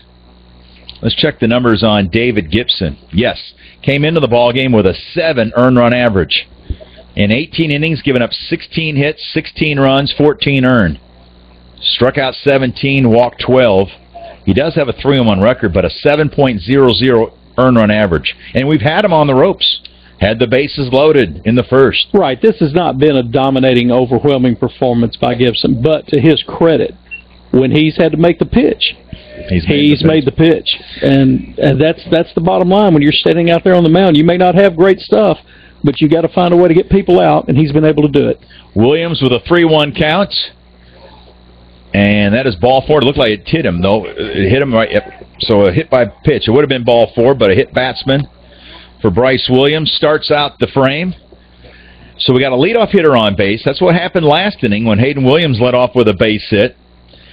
Then Luke Gibbs' sacrifice bunt was thrown wild by the pitcher Gibson, so we had runners at second and third with nobody out. Let's see what Tanner Poole can do here. Tanner is 1 for 2 in game 2. Got a base hit in the bottom of the first. He was stranded at third when we had the bases loaded in the first. There's a fly ball to right center field, and it's going to hold up long enough for the right fielder to come over and make the play, and that is Dillard, who replaced Hurdle a couple innings ago for the first out. Again, a well-hit ball. Ball was hit on the nose, and again, they were able to make the play. It's been that way tonight, but as I say, as a hitter, you want to walk back in that dugout knowing that you hit that ball right on the nose, and Tanner was able to do that for us there. So Tanner 1 for 3 in this game after going 1 for 3 with a run scored in game 1. Reached base 3 times during the doubleheader. There's a foul ball by Wheeler. Drew walked in the first, struck out looking in the third. So 0 for 1 in this game. He was 0 for 4 with a walk in game 1. There haven't been many doubleheaders played by Drew Wheeler where he didn't get a hit. Let's see if he can get one right here. You're right. He has had, what a tremendous high school career for the Troopers there at Morville High. And 2 fine years here at ICC. That pitch is low and outside. 1-1 the count with 1 out here in the bottom of the 5th. It's 2-0 Northeast after the Tigers rallied to win game 1. In fact, it went 10 innings, 7-4. Wheeler hits from the right side against the right-handed throwing Gibson. Fastball high upstairs. Snap throw down to first. Gets away from the first baseman Hall. And Bryce Williams with his speed should go to third. He's got second. Here comes the throw to third. Nope. He stopped at second. I guess you're down 2-0, Chris? It's a safe play, Will. Safe play. Yeah, right. Absolutely, because you cannot anticipate that the throw's not going to be right on the button. And if the throw is on the button... Yeah, you're in big trouble. That's true. That's right. So an error by the catcher, Aliff, on the snap throw allows Williams to go to the second. So that's now 1, 2... It's the third error of the game for Northeast, and we haven't made him pay the first 2. We have not. Let's see if we can make him pay here. We've got Williams in scoring position, just 1 out, and Wheeler has a 2-1 count in his favor. Here's Gibson's 2-1. A strike called. Probably not a bad take. Yeah, not a bad take. It was a high strike, off-speed pitch. That wasn't what he was looking for. So 2-2 to Drew Wheeler with the runner Bryce Williams at second. Gibson checks Williams. And here's a fly ball into short right field. Coming on is Dillard, and he will make the catch for the second half. So back-to-back putouts for the right fielder Dillard on Poole and Wheeler. Now batting number 15, Ethan Gill. And, you know, and to Drew's credit, the strike that he took on the previous, when the pitch count was 2-1 in his favor, was a high fastball. I believe he could have hit the ball hard. But it's nice to see the Indians are starting to lay off that pitch, hopefully allowing the pitcher to bring the ball down into the zone a little bit in a more advantageous spot to hit it. Here's Ethan Gill. Gill is 0 for 2 in this game. Ethan in game 1 went 1 for 3 with an RBI triple. He was hit by a pitch and also walked. Let's see if he'll get much to hit with first base open. That pitch is low and outside. Ethan has also fallen into that category of hitting the ball hard, but right at somebody today. And with first base open, let's see if Gibson will try to pitch around and see. And I would be shocked if they give anything to Gill to hit. It's 2-0 Northeast here in the bottom of the fifth. ICC with just 2 hits in game 2. That pitch is low. Just 8 hits in the doubleheader. We're in the bottom of the fifth, and the first game went 10 innings. 2-0 the count to Gill with Hayden Williams on deck. Hayden has one of the 2 hits here in game 2 for Itawamba. Gibson checks Bryce Williams at second. Fastball upstairs, 3-0. I didn't think they would give Ethan Gill anything to hit. It doesn't appear he's going to. So 3-0 the count to Gill, the sophomore out of Pontotoc High School. We mentioned it earlier in the broadcast, definitely lobbying for an all-state. He's warranted an all-state selection this year with the sophomore season that he has had. And there's a fastball, just catching the outside corner. 3-1 the count. It's clear the respect that he has from the Northeast coaching staff. They don't want to give him anything fat at all to swing at. 3-1 the count with Williams at second. 2 outs, bottom of the fifth. 2-0 Tigers over our Indians. Fastball upstairs, ball 4, and Gill walks again. So we've got runners at first and second, 2 outs, and here's Hayden Williams. Still in a spot where a ball in a gap could really change the outlook of this ball game. You know, that's the thing about it. I mean, there's a definite lull here at the ballpark, but you're right, a gapper by Hayden Williams, and this ICC crowd will have something to cheer about. And let's get some runs. It's still only 2-0. See what Gibson will do here with Hayden Williams. He's 1 for 2 in this game. Check swings, does not commit. 1-0 the count. Hayden starting the day hitting at .366. That was second to Gill's .380 on the squad. .407 on base percentage and a .423 slugging percentage. Pitch is a strike called. 1-1 the count. If he chooses to bunt in this situation, he can nearly stroll to first base safely. Well, you're right. Both the third baseman and the first baseman are playing deep, way back. And Williams does have good speed. Here's the 1-1. Popped him up. Will it stay in play? Heading toward the stands, and it is a foul ball out of play. Scattered some of the ICC student body. There is some life there. Yes, there is. Some of the co-eds here on the ICC Fulton campus got out of the way of that one. So it's now 1-2 the count to Williams with Luke Gibbs on deck. Hayden's got to guard the dish. Hayden in game 1 went 1 for 5 with a run scored. He's 1 for 2 in this game, so he's 2 for 7 on the day. See if he can go 3 for 8. Pitch is low and outside. 2-2 the count. With 2 outs. The runner at second is Bryce Williams. The runner at first is Ethan Gill. At the plate is Hayden Williams, the freshman from Amory. His high school alma mater will be playing Corinth tomorrow night at 6:30 here on FM 95 Sports. That pitch is outside in the dirt, and the wild pitch allows Bryce Williams to go to third. Tell you what, nice job by Bryce. He did not hesitate, and so Bryce is now at third base. Gill stays at first. Equally good decision by Gill. I think so. So we got runners at the corners. A 3-2 count to Hayden Williams with 2 outs. That means Gill will be off with the pitch. Here's the 3-2 from Gibson to Hayden Williams, and ball 4. How about that at bat by Hayden Williams? Fell behind, guarded the dish, and was able to coax the walk, and we've got the bases loaded for the second time in Game 2. And here's Luke Gibbs, the shortstop. With the bases loaded and 2 outs, Gibbs walked his first time up. Again, if Gibbs wants to drop a bunt, everybody's going to move up a base easily. They're playing deep.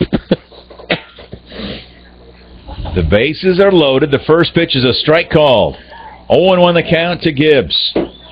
Was credited with a sacrifice bunt his last time, but he actually reached on an error, throwing error by Gibson. If that were football, the secondary would definitely be playing in the prevent defense. That's right. That's a nice call. Nice correlation. This one's fouled straight back into the netting here at Roy Crescent Field. So any bunt now would be removed. Bunting for a hit. Yes, at 0-2 with 2 outs. We'll go down the drain here. 2-0 Northeast over ICC. Gibbs at the plate in Game 1. Luke went 0 for 2 with a walk and a sacrifice. So he's walked twice and he's sacrificed twice on the afternoon. Still looking for his first base hit, although he only has 2 official plate appearances. And he's actually been to the plate 6 times, but only 2 official plate appearances for the redshirt freshman out of Oxford High School. 0-2 the count with 2 outs, and now Gibbs calls for time, asks for it, and he does receive it from the home plate umpire. I'm not sure what the pitch count would be. We don't chart pitches here, but Gibson is deep in the pitch counts. Has to have many, many pitches at this point. Here's the 0-2 to Gibbs with the bases loaded. Low inside. 1-2 the count. Nice job by Gibbs. Good eye there. And a good choice by the pitcher. Yeah. It's possible he could have gotten that call. 1-2 the count now with 2 outs, bottom of the 5th. ICC trying to get on the scoreboard, trailing 2-0 here in Game 2. The runner at third is Bryce Williams. The runner at second is Ethan Gill. The runner at first is Hayden Williams. They're full of Itawamba Indians. We need a big 2-out hit.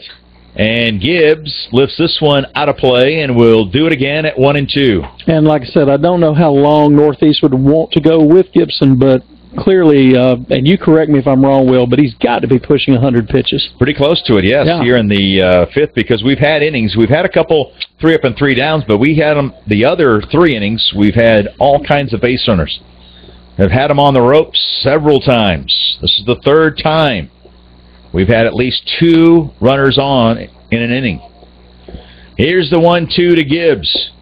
Fastball low, and the count is even at 2-2.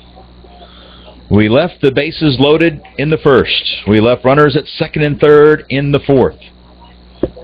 We got the bases juiced again. They're full of Indians here in the 5th. 2-2 the count to Gibbs with 2 outs. Curveball, strike 3, and Gibbs knew it. And that takes care of the Indians. Another strikeout by Gibson. His 9th of the game, all brought to you by the Pit Stop Barbecue here in Fulton. And we leave the bases loaded again. No runs, no hits, no errors. I beg your pardon, there was 1 error. And 3 were left. We go to the 6th inning. 2-0 Northeast in Game 2.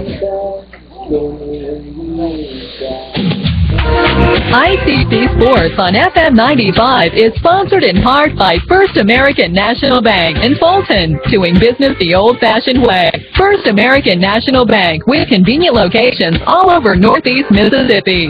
By the Subways in Fulton, Tupelo, Saltillo, and Nettleton. Subway, eat fresh. ICC Sports on FM 95 is sponsored in part by Davis Ford in Fulton. Need a new car, van, or SUV? Give Davis Ford a call at 862-3711. By Coca-Cola, Coke, and ICC. Now that's the winning combination. And by Sweet Cheeks Donut and Sandwich Shop in downtown Fulton. Sweet Cheeks is open daily for breakfast and lunch and is the only place in Fulton where you can get hot, freshly made donuts.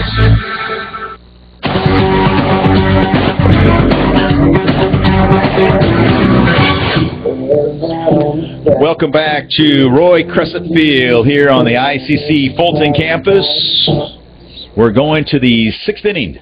2-0 Northeast over our ICC Indians after winning Game 1 over ICC 7-4 in 10 innings. Hodges back on the hill for Itawamba. He'll face the 6, 7, and 8 hitters. That's Foster, Dillard, and Ray. First pitch inside, 1-0 the count. You know, we've got, I know a lot of Northeast fans listening because they don't do their games on the radio or video stream them, so I know we've got a lot of Tiger fans listening, so and we're shout glad out to have them. Yeah, That's we're right. glad to have them. Pitches outside, 1-0 the count to Foster. You know, another group of folks that are listening, our campus police. Always do a nice job, and they are listening as they make patrols throughout the Fulton and Tupelo campuses. There's a fly ball to right field, and Foster flies out to the right fielder Butler for the first out here in the 6th. So a shout out to some of the ICC fans listening, including our campus police. Well, we appreciate everything they do. Everything they do. So with 1 out here in the top of the 6th, here is Cody Bo Dillard. First pitch swinging to the right side. Welch and in between hop. Nice play. The throw over to first, not in time as Hodges was covering first. Dillard has some pretty good speed, and he just simply beat it out. Yeah, we're going to give him a hit with that play right there. So a base hit by Dillard, an infield single. With 1 out here in the 6th, and here's Drew Ray, the third baseman. Again, in a situation, Will, where one more run is critical, the Indians must shut this run off.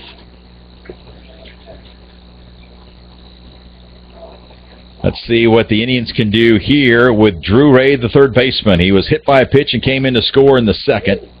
There's a strike called. 0-1 the count. Then he flew out to the right fielder, Butler. So he's 0 for 1 with a run scored. Northeast scored 1 in the 2nd. They scored 1 in the 5th. And thankfully we got out of that 5th with a 6-4-3 double play. Otherwise it could have been worse. There's a pickoff back to first. Sliding back safely is Dillard. Our pitchers have really battled today, Will. You know, I know it may not reflect that in the scores, but our pitchers have pitched very well today. Here's the 0-1. Bunt attempt, foul, 0-2 the count. And we are locked in now to a 6-hour broadcast. Went on the air at 3:40. It's now 9:40. You know, it flies when I'm with you. When you're having fun. Oh, it just flies when I'm with you. James Puckett.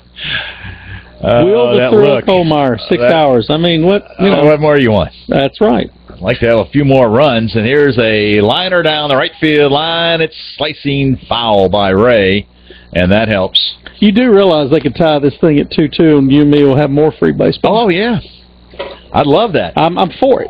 I'm all for that. I can... How long can we go, Will? We can go as long as we want.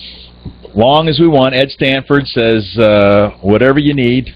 They're terrific, aren't they? They are. I mean, we can't do... No, are you kidding? This is the 10th year that FM 95 has been your home for ICC football, basketball, baseball, softball. It's locked on all my radios. Yeah, we're very fortunate. There's not many community colleges that have an FM signal to broadcast their games. There's not many that broadcast radio. There's a grounder to short. The flip to second for one. The relay in time. Another 6-4-3 double play. Brought to you by Stan the Pizza Man. That's Pisons. Give Stan a call tonight. Late night snack at 862-4000. That's our second in as many innings. A 6-4-3 double play to get out of the mess. What, our fourth for the night? Fourth of the night. Yeah. How about that? So, no runs, a hit, no errors, and no one was left. Throw another donut up on that scoreboard. Let's make it a blueberry donut. A blueberry donut from Sweet Cheeks Donut and Sandwich Shop in downtown Fulton. We head to the bottom of the sixth, 2-0 Northeast. ICC Sports on FM 95 is sponsored in part by First National Bank in Pontotoc, with locations on South Main Street in Pontotoc and on Highway 15 in North Pontotoc. First National Bank, you're important to us, and we prove it. And by JUCO Weekly. Log on to JUCOweekly.org to view scores, stats, news, photos, and videos from around the MACJC. Follow us on Facebook and follow us on Twitter. That's www.JUCOweekly.org. ICC Sports on FM 95 is sponsored in part by Trustmark Bank in Tupelo, Fulton, and Columbus. Trustmark is a Mississippi-based bank. Yes, it's a large regional bank, but managed locally by the Baptist Student Union on the Fulton campus. The BSU is the oldest, largest, and most active religious club on campus, serving ICC students since 1954.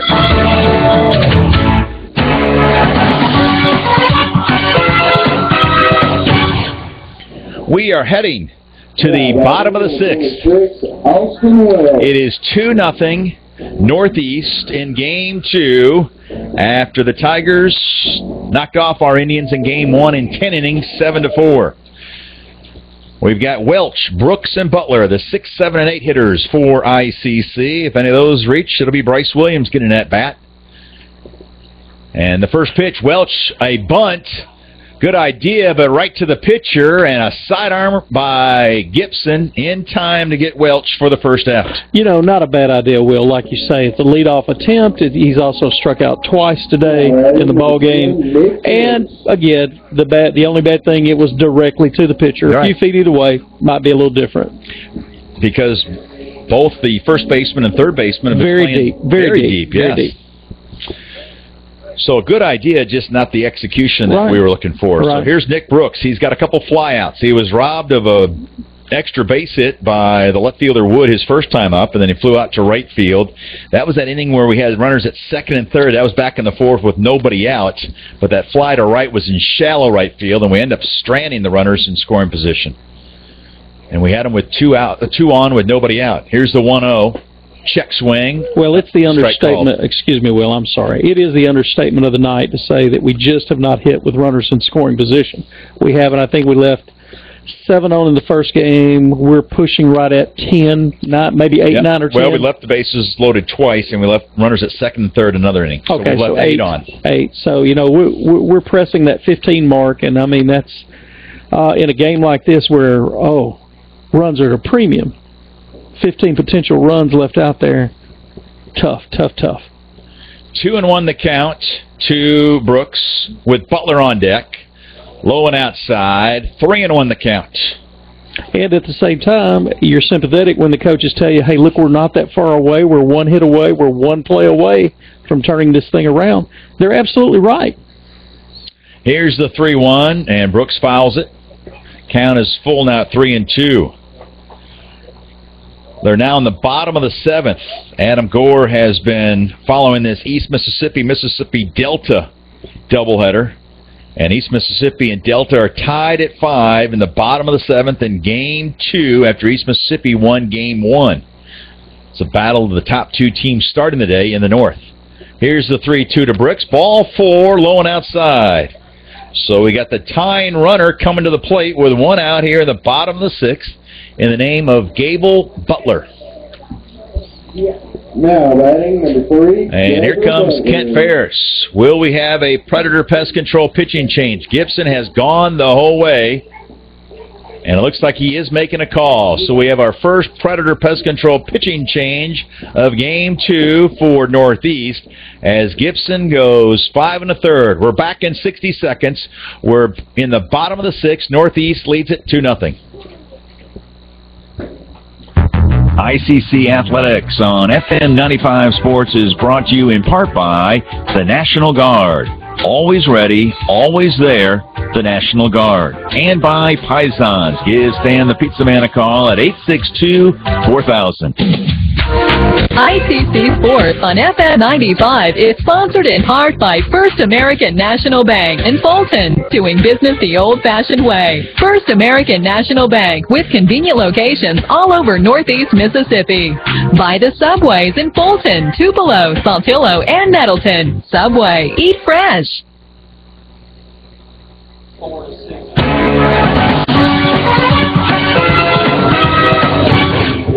Another Predator Pest Control pitching change.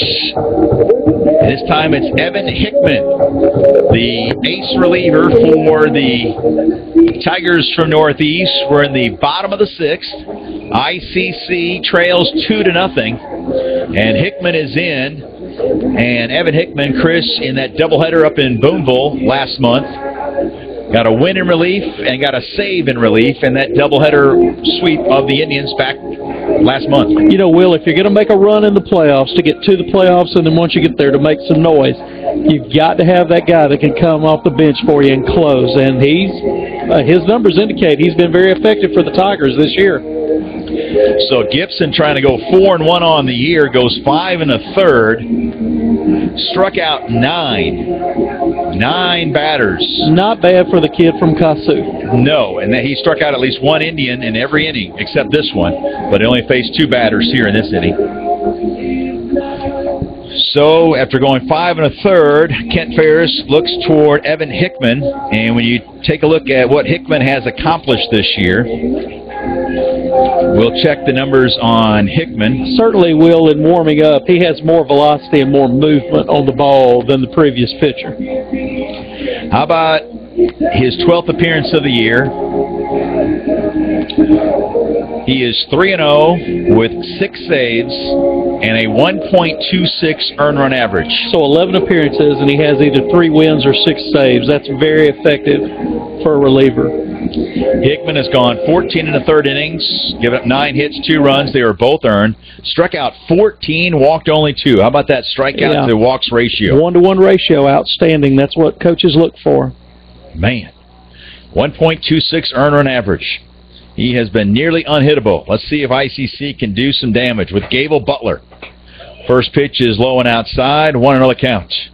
The runner at first is Nick Brooks. Now, like I say, where we've been situated, we could not see how long he'd been warming up, but we will say that the temperature is dropping by the hour here at Crescent Field, and hopefully...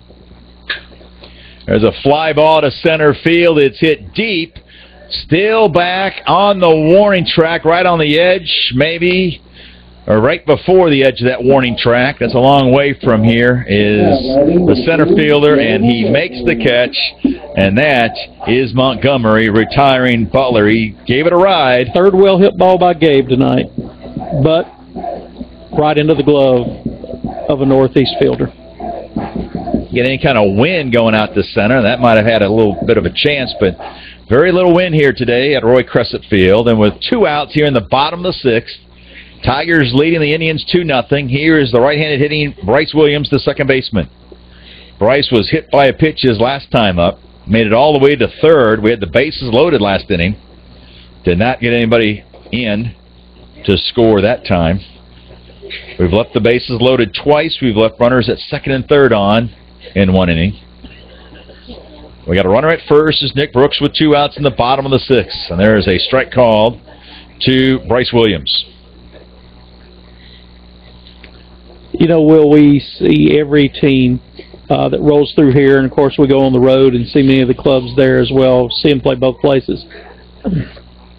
And this Northeast team does not overwhelm you or just overly impress you physically. Trying to bunt.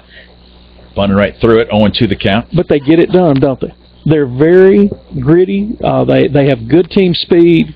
They take advantage of their opportunities. You know, they play hard, clearly well coached, you know, and the folks up in Boonville or the folks that are fans of the Tigers, they need to get excited about this baseball team. They are really playing well right now. No doubt about that, and that There's a reason why they started game 2 tied for second in the North. Pitch is low and outside. 1-2 the count to Bryce Williams with 2 outs here in the bottom of the 6th. Northeast rallied to win game 1. We were 1 pitch away from winning game 1. They tied it in the 9th, and then they won it in the 10th, 7-4. And they lead in game 2, 2-0. Curveball fouled out of play. Count remains 1-2. We do have some speed aboard. If we can, again, get something to a gap or down a line, we've got an opportunity to scratch that scoreboard for the first time in how many innings? We haven't scored since Ethan Gill's triple in the 7th inning in game 1. So we didn't score in the 8th, 9th, or 10th, and then we've got 5 bagels up there on the scoreboard in this one. So we haven't scored in 8, and getting hit on the head was Bryce Williams. Second straight at bat that he's been hit. He appears okay. Thank goodness those helmets are of the high quality. Yes, and that wasn't a curveball that hit him. No, that was a fastball. So we got runners at first and second with 2 outs, and we go to the top of the order in Tanner Poole. Don't forget, you can stay connected with ICC Athletics by following us on Mississippi's Community College's #1 named athletic Twitter account at LetsGoICC. Here's Poole. Again, we've got 2 runners on in an inning. We need the big 2-out hit. Poole in game 2 is 1 for 3 after going 1 for 3 in game 1. Curveball low and outside by Hickman. 1-0 the count. Don't forget, you can be involved in ICC Athletics by joining the Indian Club for only $30. You receive a pass to every ICC home athletic event for the entire school year, and your contribution benefits the more than 200 ICC student athletes. That's an ICC Spotlight brought to you by First National Bank in Pontotoc. Fastball upstairs, 2-0 the count. You know, the Baptist Student Union's been a member of the Indian Club for 16 years. And you've been in charge of the Baptist Student Union for how long? 16 years. All right. I thought so we encourage, hey, we encourage people to do that. Correlation there. Yeah, just a little connection. There's a little bit. That's nothing wrong with that. Runners at first and second with 2 outs here in the 6th. Poole at the plate. Wheeler on deck.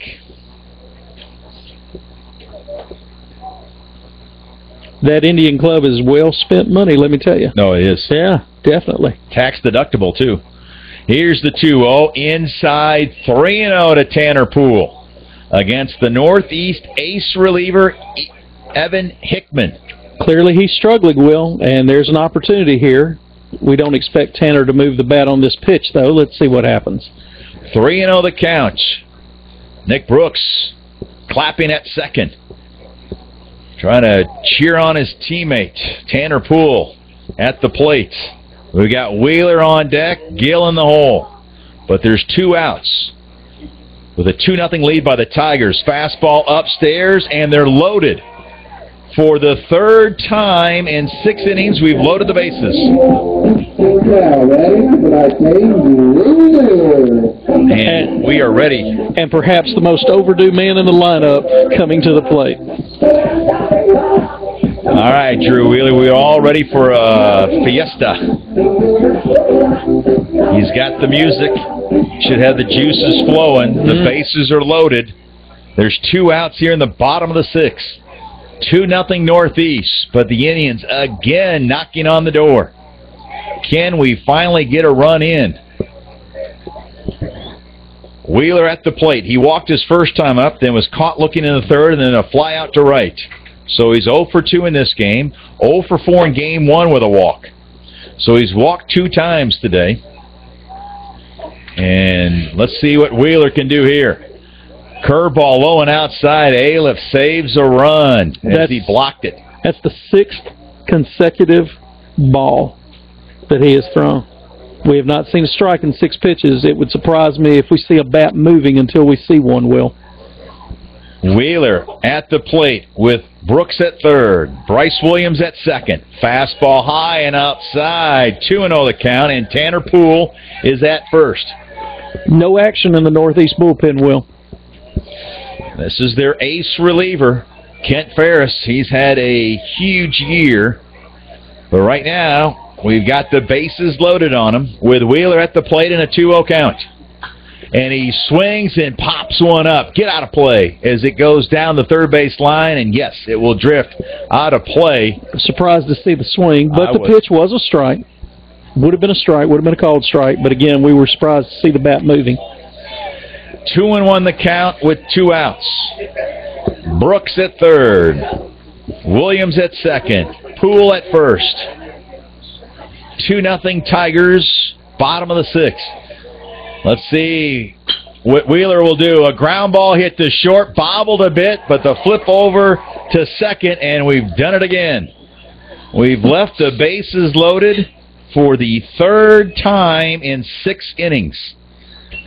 In the inning, no runs, no hits. There were no errors, and we left 3 more on base. We've left 11 on base through 6 innings, and we go to the 7th. It's 2-0 Northeast. ICC Sports on FM 95 is sponsored in part by Davis Ford in Fulton. Need a new car, van, or SUV? Give Davis Ford a call at 862-3711. By Coca-Cola, Coke, and ICC. Now that's a winning combination. And by Sweet Cheeks Donut and Sandwich Shop in downtown Fulton. Sweet Cheeks is open daily for breakfast and lunch and is the only place in Fulton where you can get hot, freshly made donuts. ICC Sports on FM 95 is sponsored in part by First National Bank in Pontotoc, with locations on South Main Street in Pontotoc and on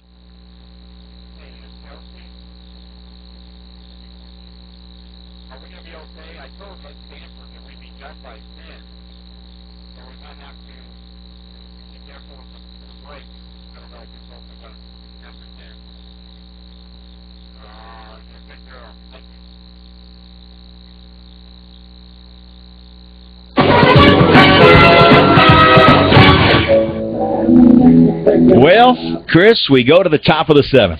You know, it's we ought to 2-0 Northeast. We need to do this every night, Will. That's what we need to do. Yeah. Need to do that. I'll tell you what, we've had our chances. First pitch swinging, Hodges gets the ground ball. Gill with a nice play at third. In between hop, the Gill fires a strike to take care of Luke Stanley for the first out here in the top of the 7th. And we'll go to the top of the order, and Jordan Montgomery. Yes, and we hope this trend continues, but I'm going to tell you, C.J. Hodges has come in and really been big tonight, hasn't he? He is a silver lining in this. Hopefully we'll have our Sonic Star of the game. Will be a game-winning hit in the bottom of the 7th for the good guys, but in case it's not, right. I mean, C.J. Hodges has to be our Sonic Star of the game, brought to you by the Sonic Drive-In in Fulton. He has pitched his heart out. There's a strike called to Montgomery as Aiken started game 2 for the Indians. Gave us 13 batters. 13 batters. So he went 2+, and then Hodges has gone the rest of the way. On a night when we really needed somebody to eat up the innings for us. 2-1 the count with 1 out to Montgomery. Hodges gave up just 1 run. That was back in the 5th. There's a strike called. 2-2 the count. As we approach the 10 o'clock mark,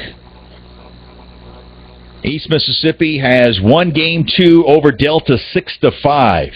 So if Northeast wins, Northeast will be in second place all by themselves.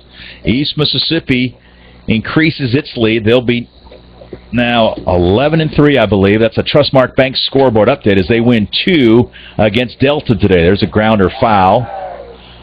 Count remains 3-2. Yes, East Mississippi now 11-3. Delta falls to 10-6. Right now, Northeast is 10-5.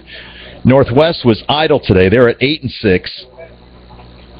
Holmes was playing Coahoma. You got to figure Holmes probably won both those games. There's a swing and a miss. Another strikeout for C.J. Hodges. That for C.J., I've got him unofficially with 5 strikeouts. Brought to you by the Pit Stop Barbecue in Fulton.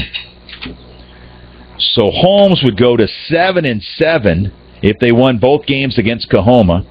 And then ICC right now, 5-8, in jeopardy of going 5-9 and going to sleep tonight in 6th place in the North. And do remember, 24 games is what is played. That's right. We've got a lot of there's a lot of baseball still to go. That's right. And we don't, of course, we don't endorse 5-9. Well, that's not what we wanted. But at the same time, it's still not an impossible hill to make. There's a liner to left. It's a base hit, and it's going to go all the way to the warning track. Wheeler cuts it off. Does a nice job of cutting it off, but it's still a stand-up double with 2 outs by Heathwood. And Wood now with his first hit in Game 2, although he's been walked twice. You know, clearly the best player on the field today, Will. Heathwood, like I said, very proud to say that I've played with Heath's brother, and Heath's an outstanding player. I understand that he's making a recruiting trip tomorrow to North Alabama. Whoever gets this kid is going to get a fine baseball player. No doubt. Heath's brother listening, you think? Or are they... You know, he has, I mean, Heath's uncle. I said his brother, but his uncle. And, you know, I don't know. Curveball is high, 1-0 the count, 2 but balls. all those Wood brothers were fine athletes and fine people. Hall went 3 for 6 in Game 1 with 3 ribbies. There's a swing and a miss. 1-1 the count. 1 for 3 in this game. Bounced into 1 of 3 6-4-3 double plays. Gibbs has started 3 6-4 threes. The 1-1. Hodges now will step off the rubber. As I turn up the crowd sound full blast, it's that kind of lull here at the ballpark in Game 2. There really hasn't been. Listen to that. Right, and it's not, like we say, it's not just the Itawamba crowd, it's the Northeast crowd as well. Yeah. It's been one of those where the games have been very tense, and people are really locked in quietly, watching intently, waiting for something big to happen. 1-2 the count to Hall with Wood on at second with 2 outs here in the top of the 7th. They only play 7 in Game 2 of the doubleheaders after playing 9 in Game 1. Well, Pitches in the dirt. I beg your pardon, Will. 2-2. One thing we've learned by today is that these last 12 games are going to be grinders. We're looking at, how long had you said we've been on the air? Well, now it's zeroing in on 6.5 hours. You know, and that's what you're looking at if you're going to play these things, and that takes a lot of concentration, a lot of effort, a lot of, you know, stamina, and a lot can happen. Here's the 2-2 with 2 outs. Low. Count is full at 3-2. To Easton Hall with 2 outs here in the top of the 7th. 2-0 Tigers. After Northeast won Game 1 over Itawamba 7-4 in 10 innings. Fly ball, right field. Butler coming in. They call it the old can of corn, and he will make the catch, and that takes care of Hall in the 7th. No runs, a hit, no errors, and 1 was left. Throw another donut on the scoreboard. Brought to you by Sweet Cheeks Donut and Sandwich Shop. It's almost breakfast time, isn't it? I bet they started cooking the donuts. Alex Williamson will fire them babies up. We go to the bottom of the 7th. We got to score 2 to tie, 3 to win. It's 2-0 Northeast over ICC. ICC Sports on FM 95 is sponsored in part by Trustmark Bank in Tupelo, Fulton, and Columbus. Trustmark is a Mississippi-based bank. Yes, it's a large regional bank, but managed locally by the Baptist Student Union on the Fulton campus. The BSU is the oldest, largest, and most active religious club on campus, serving ICC students since 1954. ICC Athletics on FM 95 Sports is brought to you in part by the National Guard. Always ready, always there, the National Guard. And by Pisons. Give Stan the Pizza Man a call at 862-4000.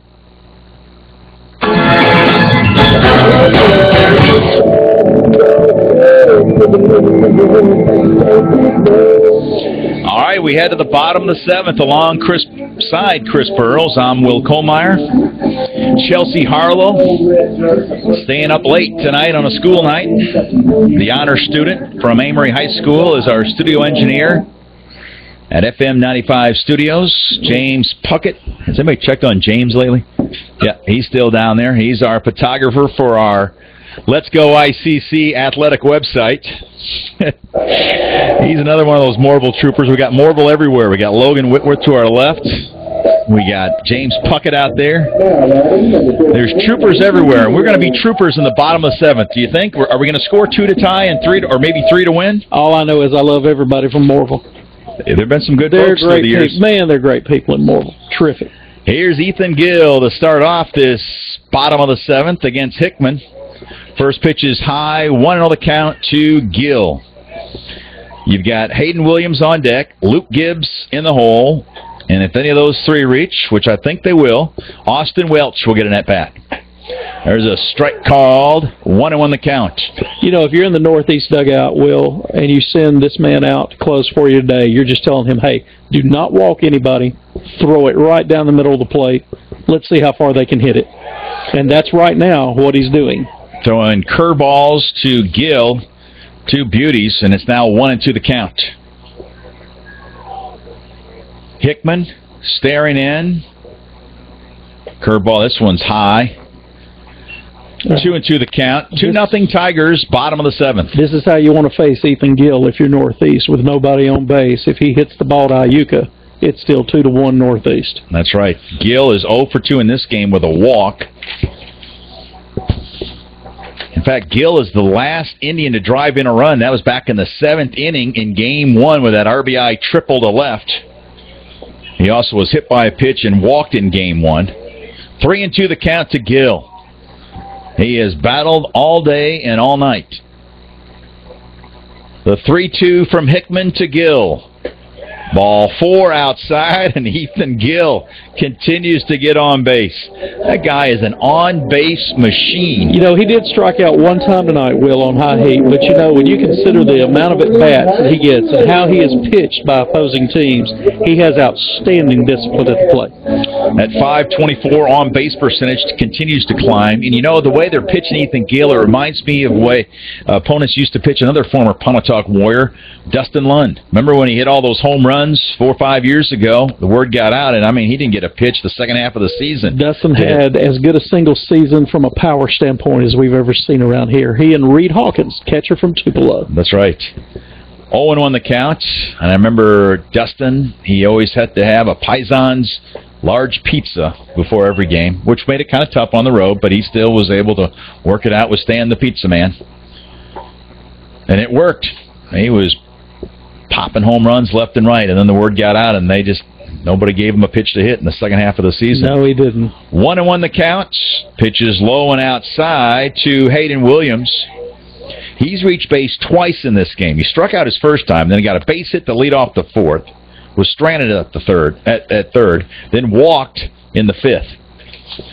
And Hayden was 1 for 5 with a run scored in Game 1, and this one's fouled out of play over the dugout of ICC, which is on the third base side. And the count is even at 2-2. Well, Itawamba's still in a position, Will, where the tying run is at the plate, so there is a heartbeat here for the Indians. We do have a heartbeat. Hayden Williams, starting today at .366. No home runs, 10 runs batted in. He's got a couple doubles this year and a triple. Oh, what would we do with a home run here? It's a ground ball. Foul again. Third base side, and the count remains at 2-2. Of course, I'm thinking home run. I just need base runners. Need base runners. Just need to score. 2-0 Tigers. Bottom of the 7th. Runner at first is Gill.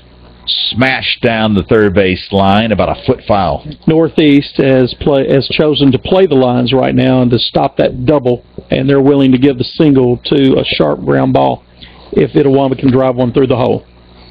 Don't want to give up the extra base hit here. That's what they've chosen to do.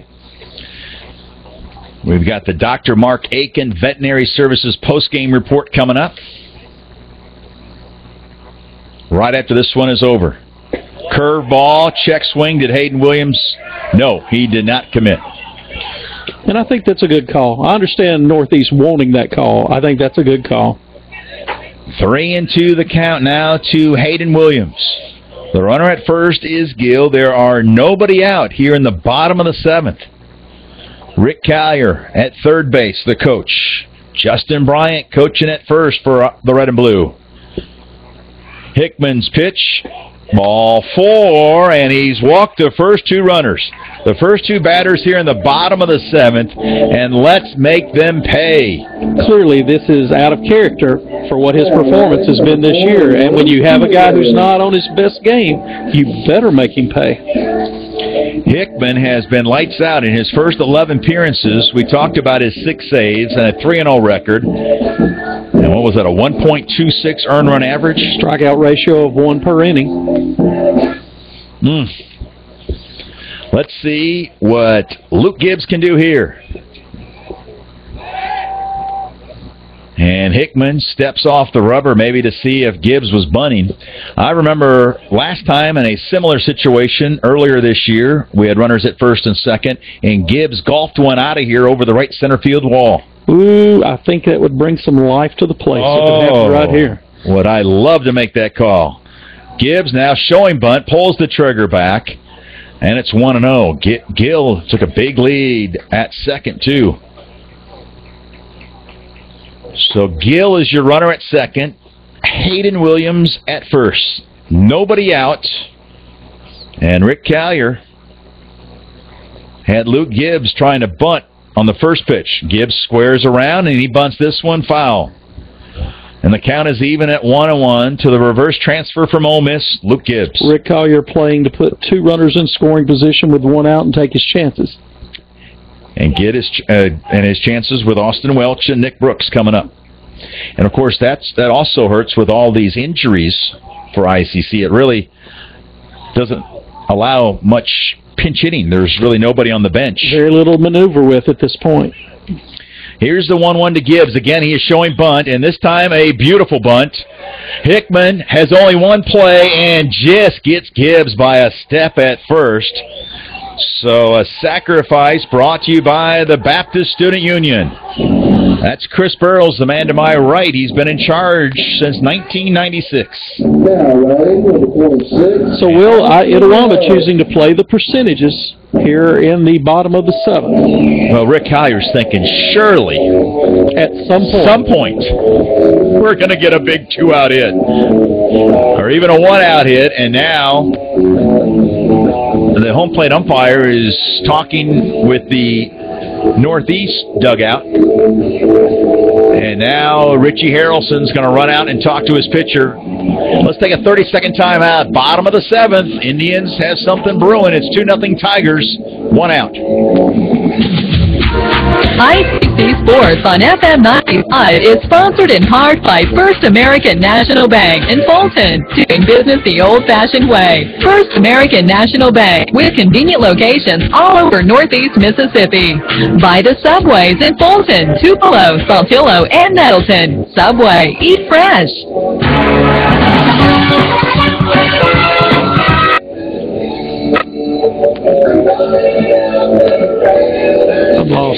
Welcome back to ICC Baseball here on FM 95 Sports, on FM95radio.com, as well as at LetsGoICC.com. It is 2-0 in favor of Northeast, but it's a big but here. We've got runners at second and third, and there's only 1 out here in the bottom of the 7th, and Richie Harrelson is finally done talking with his pitcher, Hickman. 2-0 Tigers lead the Indians, and here's Austin Welch. Got to bring the music down. All right, so we are ready for baseball here as Welch steps into the batter's box. He's 0 for 3 in this game. Austin had a nice first game. He went 2 for 3 with a run scored and a ribby. Has played well defensively here in Game 2. Saved a run with a big play. Swing and a miss on some high heat. 0-1 the count. And also dug out 2 nice plays on double plays that we turned at first base. He has done very well defensively. Of course, he's playing first in place of the injured Andy Bowman. Because he has to. Exactly. Bowman is out, and we hopefully not a long period of time, but it was a shoulder injury. A good curveball there, catching the outside corner at the knees. 0-2 the count to Welch. So Austin has to guard the plate, the sophomore from Hamilton High School. 0-2 the count with 1 out, bottom of the 7th. Runners at second and third. Low and outside. 1-2 the count to Austin Welch. Hickman on the hill. He's 6'1", 194 from Holly Springs. Played at Marshall Academy there in Holly Springs. checks the runners. Here's the 1-2 and fouled back, and Welch hanging on. Staying alive at 1-2 after that foul ball. Nick Brooks is on deck for ICC. Gable Butler in the hole. There's only one out here in the bottom of the 7th. Gill is at third. Hayden Williams is at second.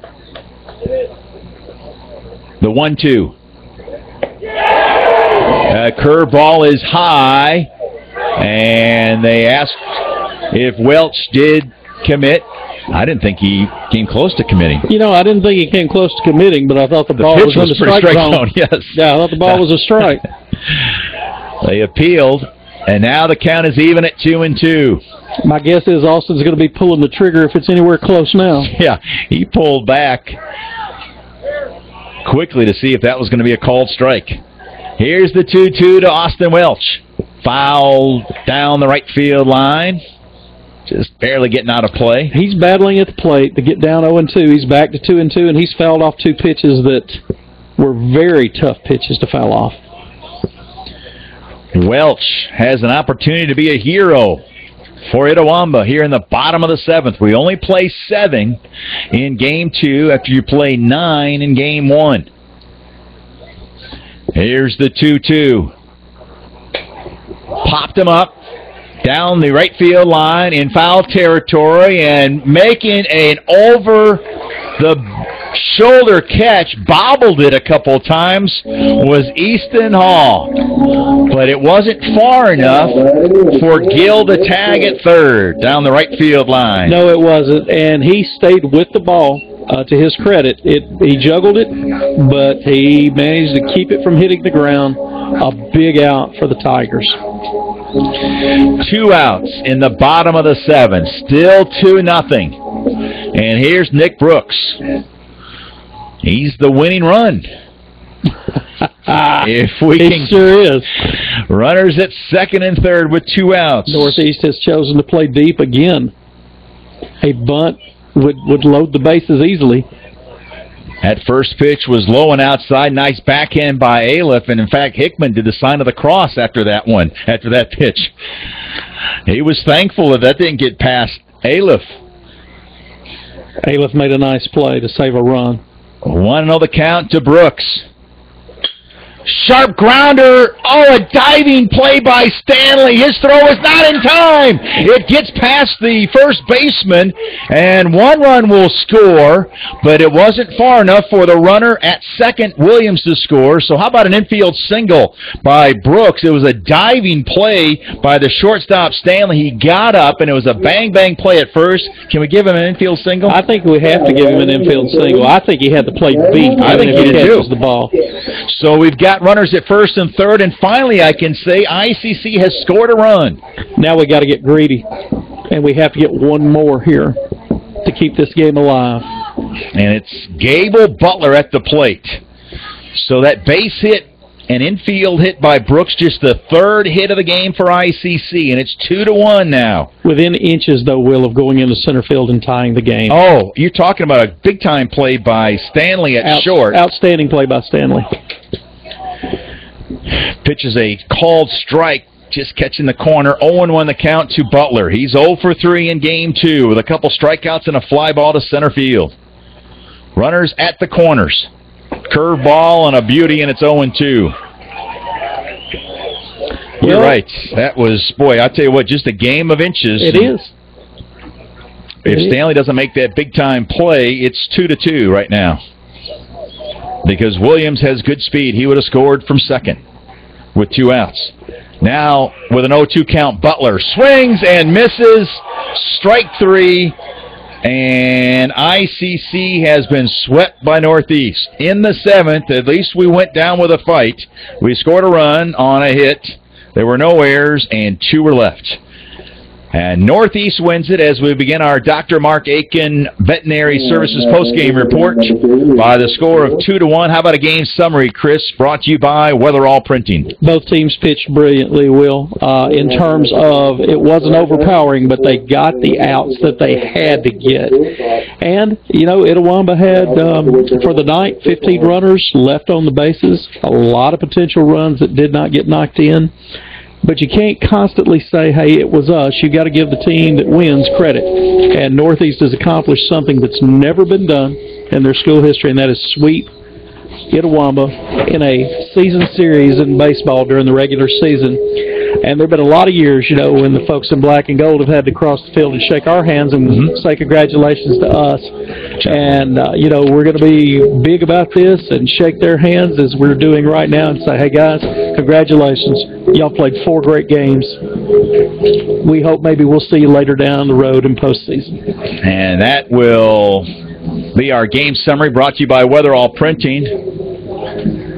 As we'll take a 2-minute timeout, we'll have more of our Dr. Mark Aiken Veterinary Services postgame report coming up. ICC loses game 1, 7-4 in 10 innings, losing game 2, 2-1. ICC Sports on FM 95 is sponsored in part by First National Bank in Pontotoc, with locations on South Main Street in Pontotoc and on Highway 15 in North Pontotoc. First National Bank, you're important to us, and we prove it. And by JUCO Weekly. Log on to JUCOweekly.org to view scores, stats, news, photos, and videos from around the MACJC. Follow us on Facebook and follow us on Twitter at www.JUCOweekly.org.